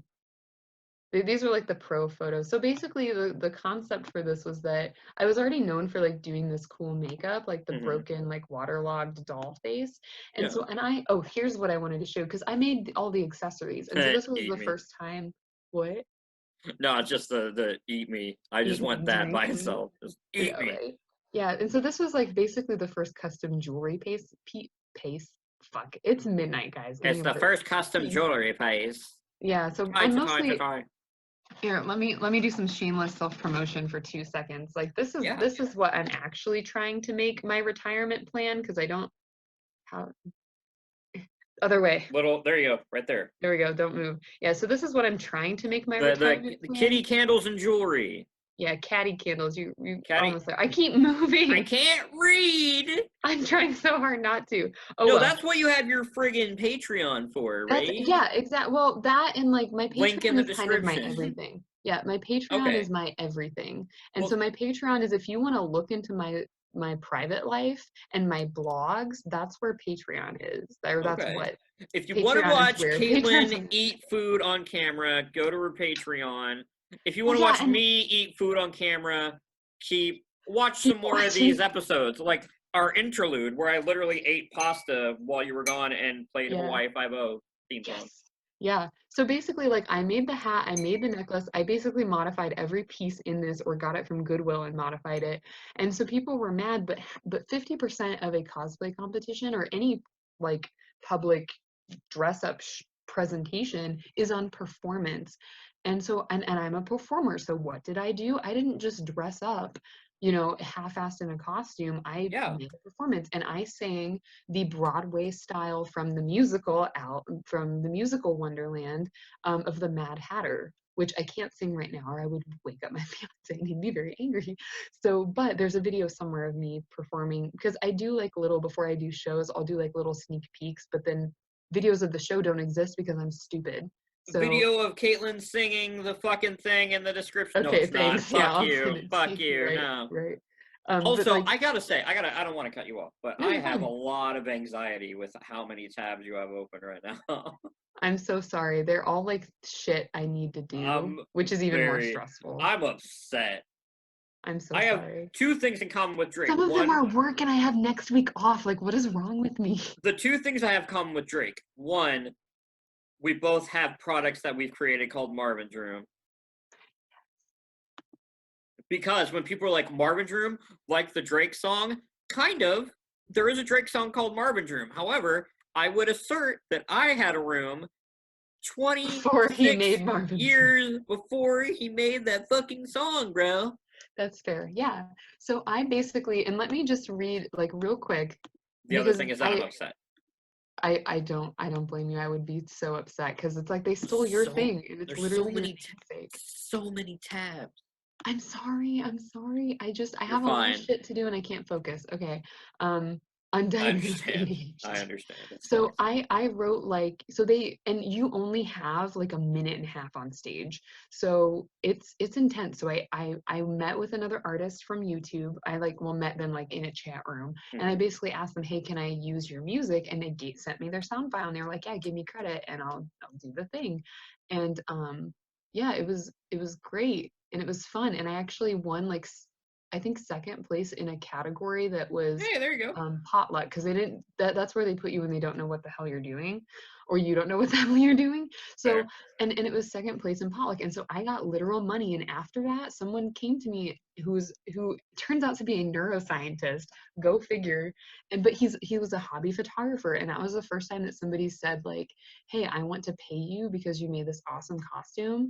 And it was kind of sketchy but it was okay because my parents were around and I told everyone where I was going because he was basically like, hey, will you come to my hotel room and like let me take pictures of you in your cosplay? And it wasn't weird at all. Oh my gosh, it was so funny because at one point my skirt went a little too high and he literally like he was like, is it okay if I fix something? And I was like, yeah, go for it. He literally took his hand and like tugged my dress back down and then was taking pictures. So after that I wasn't nervous at all and I was like, this guy's fine. But he's still a good friend of mine and now he's married with his first daughter. And it's so fun because it's like a little family reunion every time I see him at Gen Con because we met because of cosplay. And he was in a position where he was like, I'm a hobby photographer and I want to pay you for this. And he paid me $200 for like a half-hour photo shoot. So, and like I said, we're still friends, but I was just like, whoa, like I didn't even ask this guy to do it. And like I said, neuroscientist by day, hobby photographer by night. And he was just like, I appreciate the work that you did. And I was like, holy crap. So so I performed and I killed it. My fiance missed it because his mom dragged him to something else. But my fiance's best friend was there and he was just like, I wish, but I don't know, it was 2015, so like somebody recorded it, but nobody can find it kind of thing. Yeah. And he came up to me afterwards and I had no idea he was there. I was just like hoping that Chris would show and just trying to put on a show. So yeah. So my introduction, which I wrote and I'm very proud of, everyone is familiar with the fantastical universe of Lewis Carroll's supposed children's novel because it's an allegory, Alice in Wonderland. Gamers may be even more familiar with the video game Alice Madness Returns and the musical Wonderland. More recently, both crowds have been at least slightly disappointed by Tim Burton's film adaptation. At least that was me. Today I introduce you all to a young woman who has encompassed all of these into one performance, but has focused on a more famous friend from Alice's Adventures, the Mad Hatter. Introducing for the first time in a costume contest since elementary school, Katie Bug as Alice the Mad Hatter. So that was basically, I literally did a striptease on stage during the song, because if you hear the song, you're like, yeah, that's appropriate, of this costume. So I did a huge reveal on stage of like, hey, this is who I am. I'm the Mad Hatter and I'm crazy. By the way, I'm Alice underneath. You know, so I did like a big reveal, and that was like, you know, that's what audiences like come to watch for. And most people, and I did a little speech about it, you can read it more on this page, but like basically, like I wrote, you know, when you do a costume, it's not a costume contest, it's not a catwalk. And a lot of people, they just go in, they do their wave, they spin around and they leave. And I'm like, and you wonder why you didn't win. Well, it's because half of the show was 50% performance and all you did was run around and spin in a circle. That's not a show, you know? Yeah. And so, yeah, I had a little bit of backlash from people because I didn't make my whole costume, and that's fine. I admitted that because I literally would have been disqualified had I not told the judges that. Well, yeah. You know? So, and they knew, and the rule was 50% of your costume, and had to be either made by you from scratch, which my hat, my necklace, and then everything else had to be at least modified. And so 50% of my costume. You mean you didn't harvest webs from Chinese silkworms to fucking weave the damn dress and shit? You fucking Philistine, you piece of shit. I fucking hate you. I'm gonna talk about you on Reddit. You dumb, stupid, white, white guilt, milquetoast piece of human garbage. I'm Zorp fucking field, bitch. I love you so much. It's the Rick and Morty for the Rick and Morty fans. Yes, thank you. I love Rick and Morty because I'm a horrible person. I'm Kazorp fucking field, bitch. Dude, speaking of that, have you watched Solar Opposites yet on Hulu? I have not, but I wish we had. This was high school. This was me in high school when I first did the makeup. Yo, that's tight, bro. I know. I did it for homecoming week, I think. So like somebody called me the other day, because this is what people do in quarantine, you know, the theme of this podcast. If you forgot, I mean, it would still be quarantine in between. I made it Marvin's room because I was talking to George White again, as you have met. He's great. You can find George White's stuff at Watermelon Kimchi on Facebook's. He's been doing a show as well. So look up Watermelon Kimchi. That's George White. I've seen some of it. And he and I were talking. He was like, "Man, you know," because I was like, "George, I'm thinking about changing the title of the show." Because I was like, you know, I don't know. He was like, "Man, yeah, don't say quarantine for that shit. What? Because you'll want to do it after quarantine's over." Oh yeah, that's so fair. That way, don't make it a quarantine thing. He was like that way. You're ready to go, young blood. Because that's George White talks. Yeah, that. When I've been drinking a little bit. I'm trying to find. This was the picture I was trying to find. I just saw it and then I passed it too fast because I can't tech. This was a lot of fucking sushi, bud. Now I'm like getting hungry again. I like won an award for my roles at Gen Con because, you know, the thing that you want to do at a gaming convention is learn how to make sushi. I was about to say, you won an award for your roles. I was like, for the costume or for sushi? No, like ROLLS. Like, well, it was a pretend. It was like a fake. Hey, you're doing like a little like belly dance. You had the and you're making the sushi. Yeah, but basically, so I post a lot of stuff on Snapchat too, which my Snapchat is public, and sometimes I post things like this, which are precarious. It won't be once she fucking makes that OnlyFans, bud. I know, right? This is the photo that I'll do premium Snapchat. Y'all don't get these cool fucking fart jokes. I know, you need Fluttershy. From me and George White. Fluttershy girl, I'll post it in the fucking description. Yo, this is Caitlin's show now. Spelled This two is R's. This is like that podcast when I took too long of a bathroom break and Alexandra Morin fucking usurped me to become the friggin' host. This is now Kate's Corner. Yeah, so these are the kind of things that I post on Snapchat that like I bury on my Facebook page, because if anybody for a second realized that I was nude behind that phone, they would be like, report, oh my God. But you know, I think it's very artful. And my parents didn't care because you couldn't see anything but my face, so it's fine. Exactly. Fine. So and tasteful. It's very tasteful, yeah. And so like these are the kinds of things I'm risque on Snapchat, and if somebody screenshots it, I berate them with like emojis of shit and toilet paper and et cetera, et cetera, et cetera. And that was before everybody ran out, so it's serious now. So yeah, so do not take screenshots. If you want these photos for yourself, patron me on Patreon for a minimum of $1. Patreon in the description. So because you will get so much better things. I can't even. Yo, I need to start a Patreon, man. If you give me a fucking $1, I'll write you a limerick. I know. Well, yeah. If you give me $30, I'll fucking give you a guest spot on Marvin's Room. Yeah, I'm gonna stop screen sharing because it's basically just me. I've also been streaming on Twitch, twitch.tv/Vexel822. I'm probably gonna change that shit to MarvinComedy just so everything's. Stop share. Okay, I couldn't figure out how to get out of that. I've been streaming Fallout 4 lately. I've been doing quarantine, or as I call it, Quarantine Simulator. Is my computer dying? My computer's dying now. Okay, we're almost at the 2-hour mark, so we can start cutting off. This is actually a good place to wrap up. So, okay, you got an hour left. Cool. We can wrap up, and then we can just talk off stream. That way, we don't have to keep performing. Yeah, it's fine. So I've been streaming on Twitch. I'll put my Twitch down in the description. Everything's gonna be in the description. Twitch? My Twitch.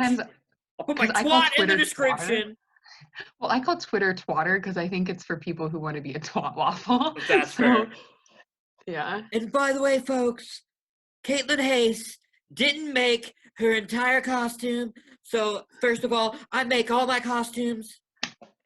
I make all of them. Okay. I rubbed little silkworms' bellies. I invented hydroxychloroquine, and I've been taking it every day. First of all, by the way, you make like the perfect little butthole mouth. It's beautiful. I'm about to say that's me doing an impression of Alec Baldwin doing an impression of Donald Trump. Like, that's fair. By the way, first of all, it's pretty good. But neither one of us is orange enough for this. My Twitch is going to be down below. I'm doing a mini marathon, kind of. If anybody's going to watch this will be up tomorrow. Keep moving. It's a 3-day weekend. We're a 3-day Memorial Day weekend. I'm doing a Kingdom Hearts weekend on my Twitch channel. Saturday, so that's going to be tomorrow. So the 23rd. Whatever tomorrow. It's today, technically. It's today, technically. If you're in EST, but if you're like me, you technically live in CST. So it'll be about 3 p.m. EST. I'm going to be playing through Kingdom Hearts 1.5. Oh, that's awesome. Sunday the 24th, I'll be playing through Kingdom Hearts 2.5. And then Memorial Day. For how long, though?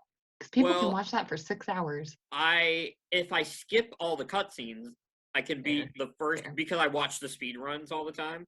Fair. Because I follow a lot of speedrunners on Twitch. So you know. So I can beat Kingdom Hearts 1. If I skip all the cutscenes, I can beat that shit in like 3 or 4 hours. Fair, yeah, and then Kingdom Hearts 2, I can probably beat in like 4 or 5, because I'm not that, like, I don't know the speedrun stuff. But if we watch the cutscenes, then, you know, it might take fucking 10 hours. I don't know. I might not stream the entire thing.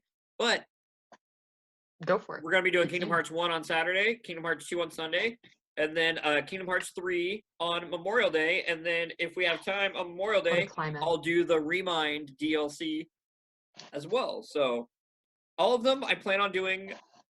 I'm not going to do level 1. I'm going to do hard mode on Kingdom Hearts 1, and then I'll do critical on 2 and 3. Because I've beaten Kingdom Hearts 3 on level 1 critical. It wasn't fun.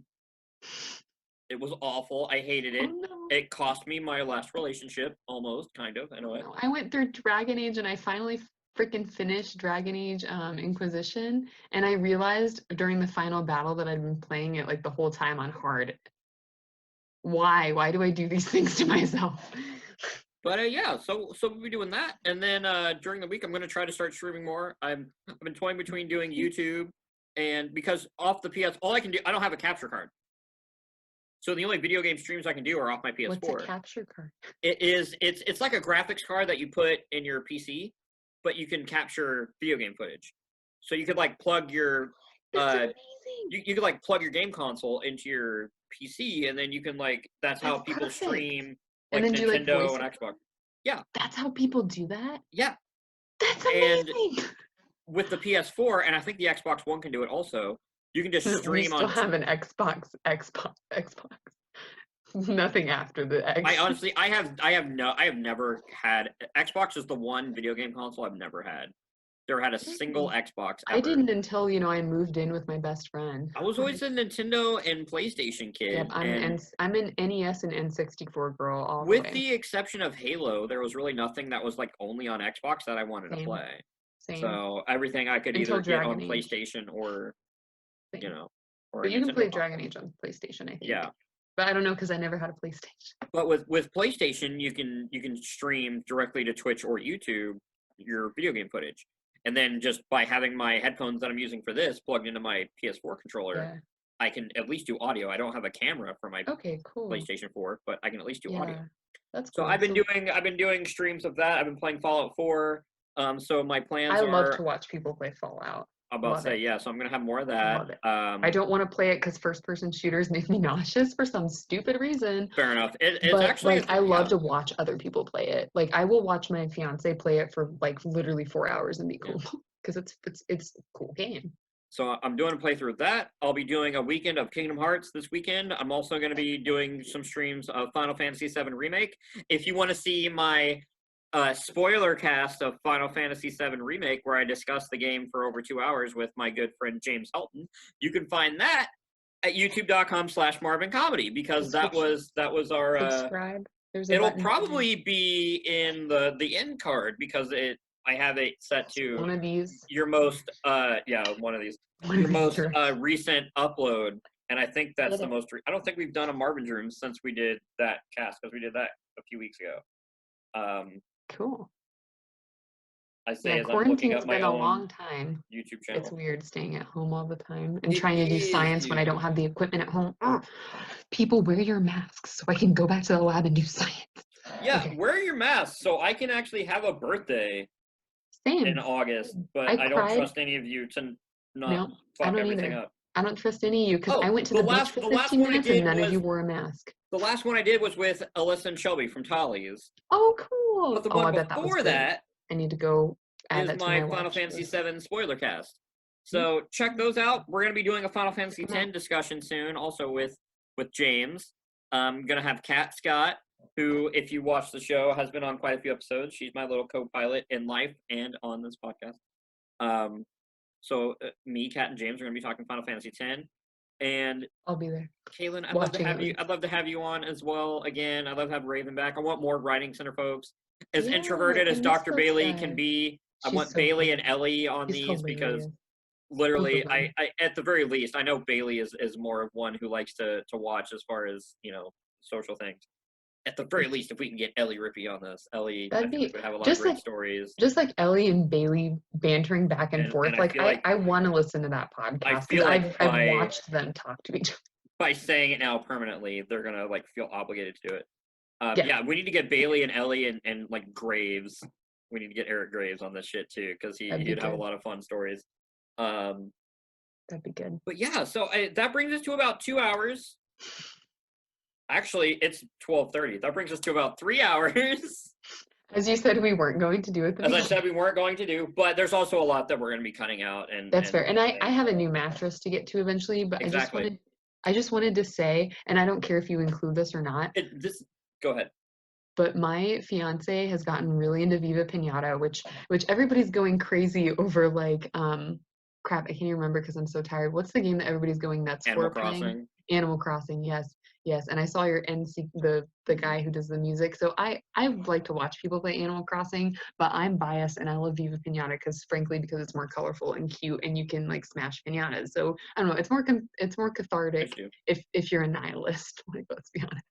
So anyways, my fiance has seen me play Viva Pinata and he was just, you know, kind of, oh, Viva Pinata. He literally spent the entire week trying to find the specific animal and make them fuck because you have to romance. And it's so funny because it's dancing. Like when pinatas romance, they dance, you know, and you actually get to see like a little cutscene of them romancing, which is like dancing. And you also have to catch, like, there's a mini game, you have to catch like little hearts, and if you don't catch enough feels, and this was before people were like, ooh, I caught the feels, because Viva Pinata is old as shit, and you have to like go catch all the little hearts to get the feels. And if you don't get enough feels before you try to dance with your partner, you will break their heart and they will not romance.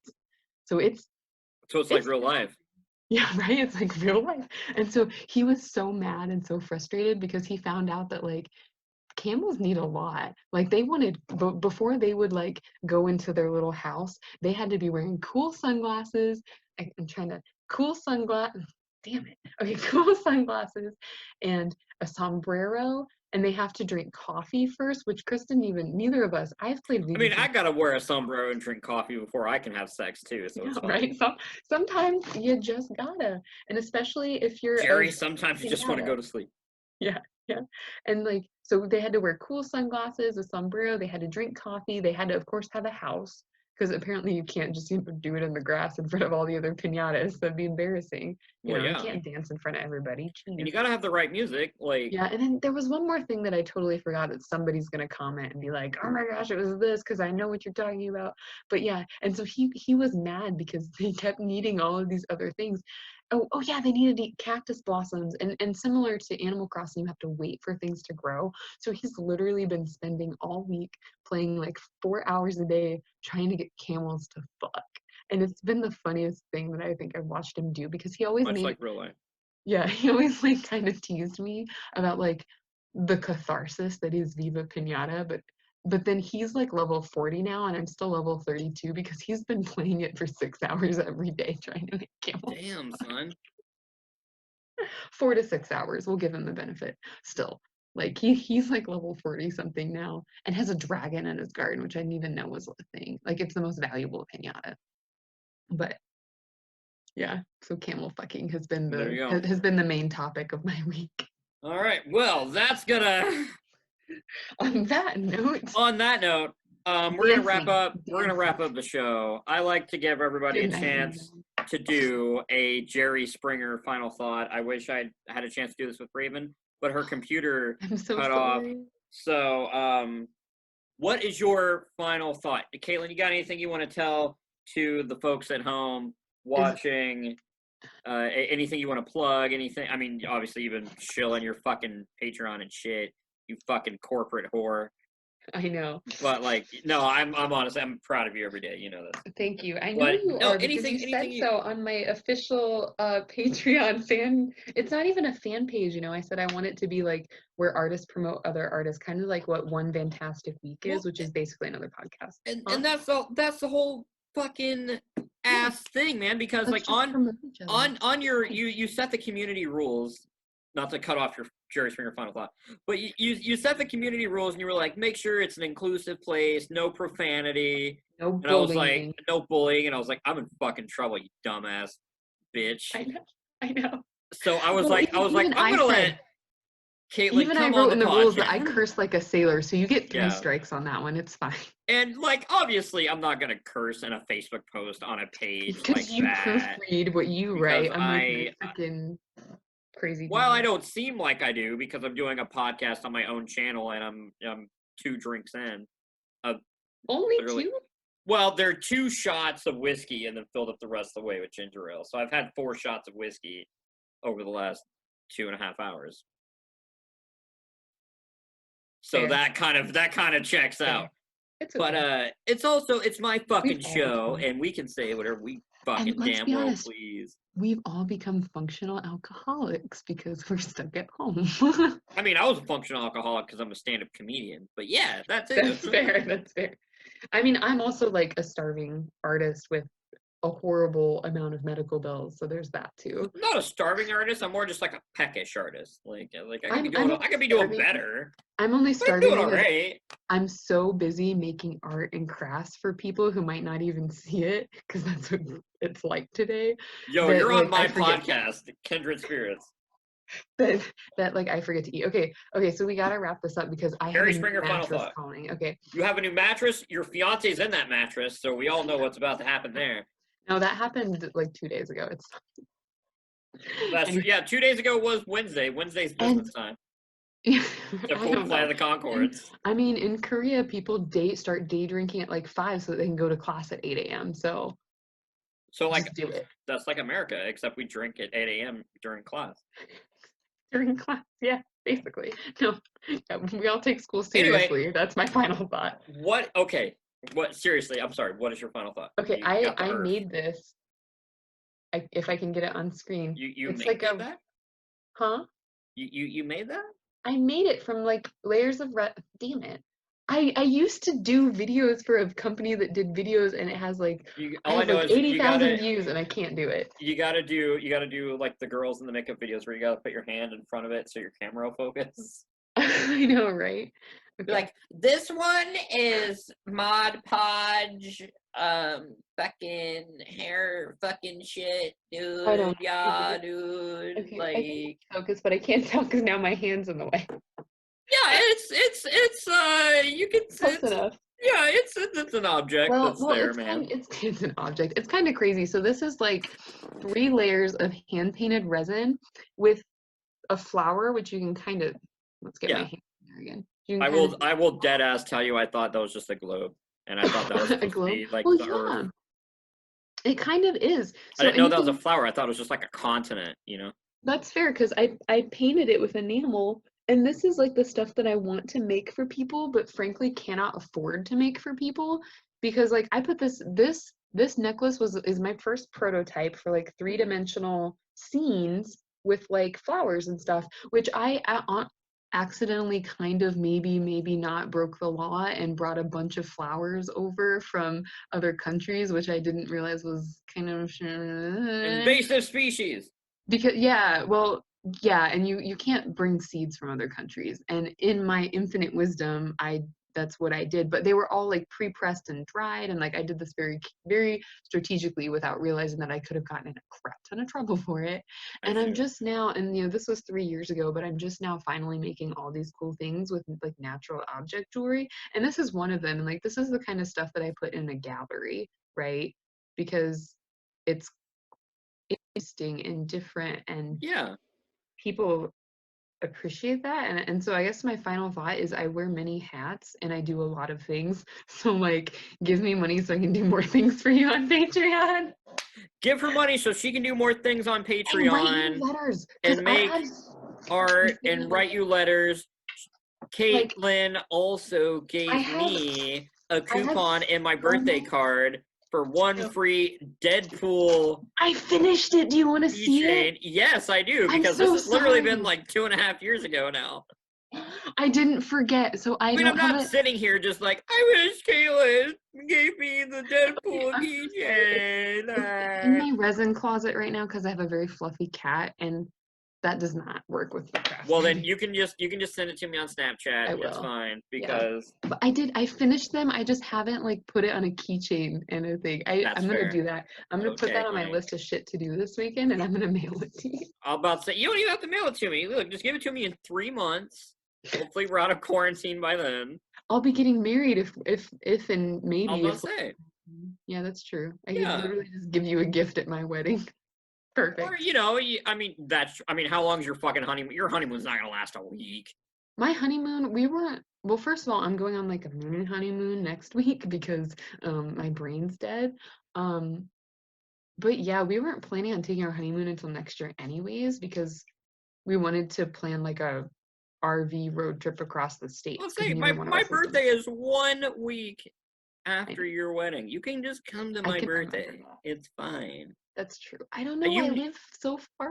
You know what it's gonna be. It's my birthday. You know we're gonna be at Tolly's. I really want that. I want that so bad. And probably just nothing else. Honestly, I'm keen. I don't even need to make like a big spectacle. Yeah, I don't even want to make a big spectacle out of my birthday. Like I'm very much in like the Charlie from Always Sunny. Just like I'm gonna sit in this chair. I'm gonna get blackout drunk, and you're all gonna leave me alone.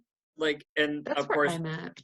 Right as I told my friends I didn't want to have a big blowout for my birthday, they all were like, yeah, we'll see how you feel about that on April 1st when the fucking Leo energy kicks in, and then you're immediately planning your birthday party. And I was like, Leos for life. Yeah. No, I get it. But, all right, well, I took a highlighter. I'm highlighting this. Deadpool. She's highlighting it. Deadpool it's official. It's official. Deadpool. There you go. All right, folks, that's going to bring us to the end of this week's Marvin's Room. I want to thank my host, Caitlin Haase, and, well, you know, my co-host, guest stars. I don't know what I still want to call the people. I guess it's guest stars. I'm technically the only host. I'm looking into getting a co-host. It's just hard to find somebody who's available to do shit every single week.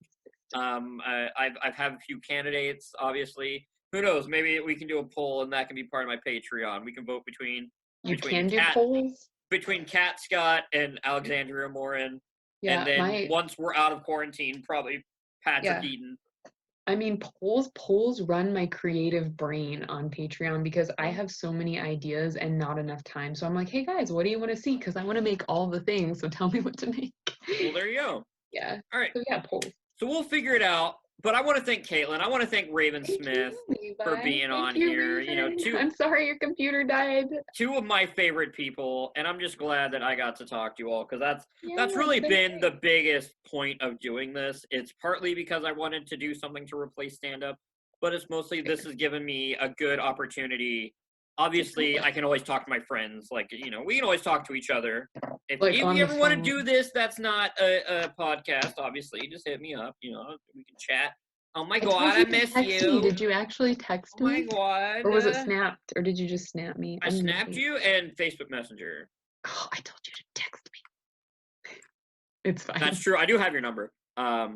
I'll text. See, I'll text you, honey. Oh my God, it's fine. Thanks, but it's a lot of it is, you know, it's A, I get to talk to people still, but B, I get to bring people together who normally would not really hang out with each other, or get to be in circles of like you know Raven, but I also have friends like my two co-hosts, Kat Scott and Alexandria Morin, who met as a result of doing this podcast. Like they didn't really awesome. They had met like once, I think, at that's Tolly's, what art should be, because that's where we all meet as a Tolly's anymore. But people, you know, have been coming together, and it's kind of the center of the Venn diagram of my social circles is getting bigger and bigger. So it's fun. And I love that. So I like podcasts because you actually get to connect with people. It's not just them yelling at you from one end of a post, you know? Right, exactly. But it'll be. There's my Jerry Springer quote. I'm about to say it'll be yelling from one end of a post. We get Patty Eaton back on here. We'll be screaming about all kinds of nonsense. But I want to thank everybody for watching. All the necessary links will be down in the bottom. I want to thank my host I'm the host. It's me. Levi is the host. I'm very tired. I'm very tired. We're both so tired. It's not even the alcohol. I'm just tired because I worked all day today. Sleep drunk is a real drunk. Sleep depravity. Big facts. But I want to thank my guests, Caitlin and Raven. I want to thank all of you for watching. If you have any suggestions, anything you want me to cover on a future podcast, let me know. Questions. In the comments because I can answer your questions. Any questions for Caitlin? I will probably go and troll a bunch of Caitlin's eating videos because she can't comment on those videos. I can do whatever I fucking It's been 3 years. I can do whatever I want, so I'm gonna Google that shit, and I'm gonna be like, you know, Americans have never even seen rice before. No, they're already confused. It's Nerf or nothing. That's fair. And I can't do nothing because I signed a contract. So legally. It's only legally binding in Korea. So if my IP address is in America, I'm safe, right? This podcast brought to you by NordVPN. But thank you. This has been Marvin's Room, and good night. Sign off.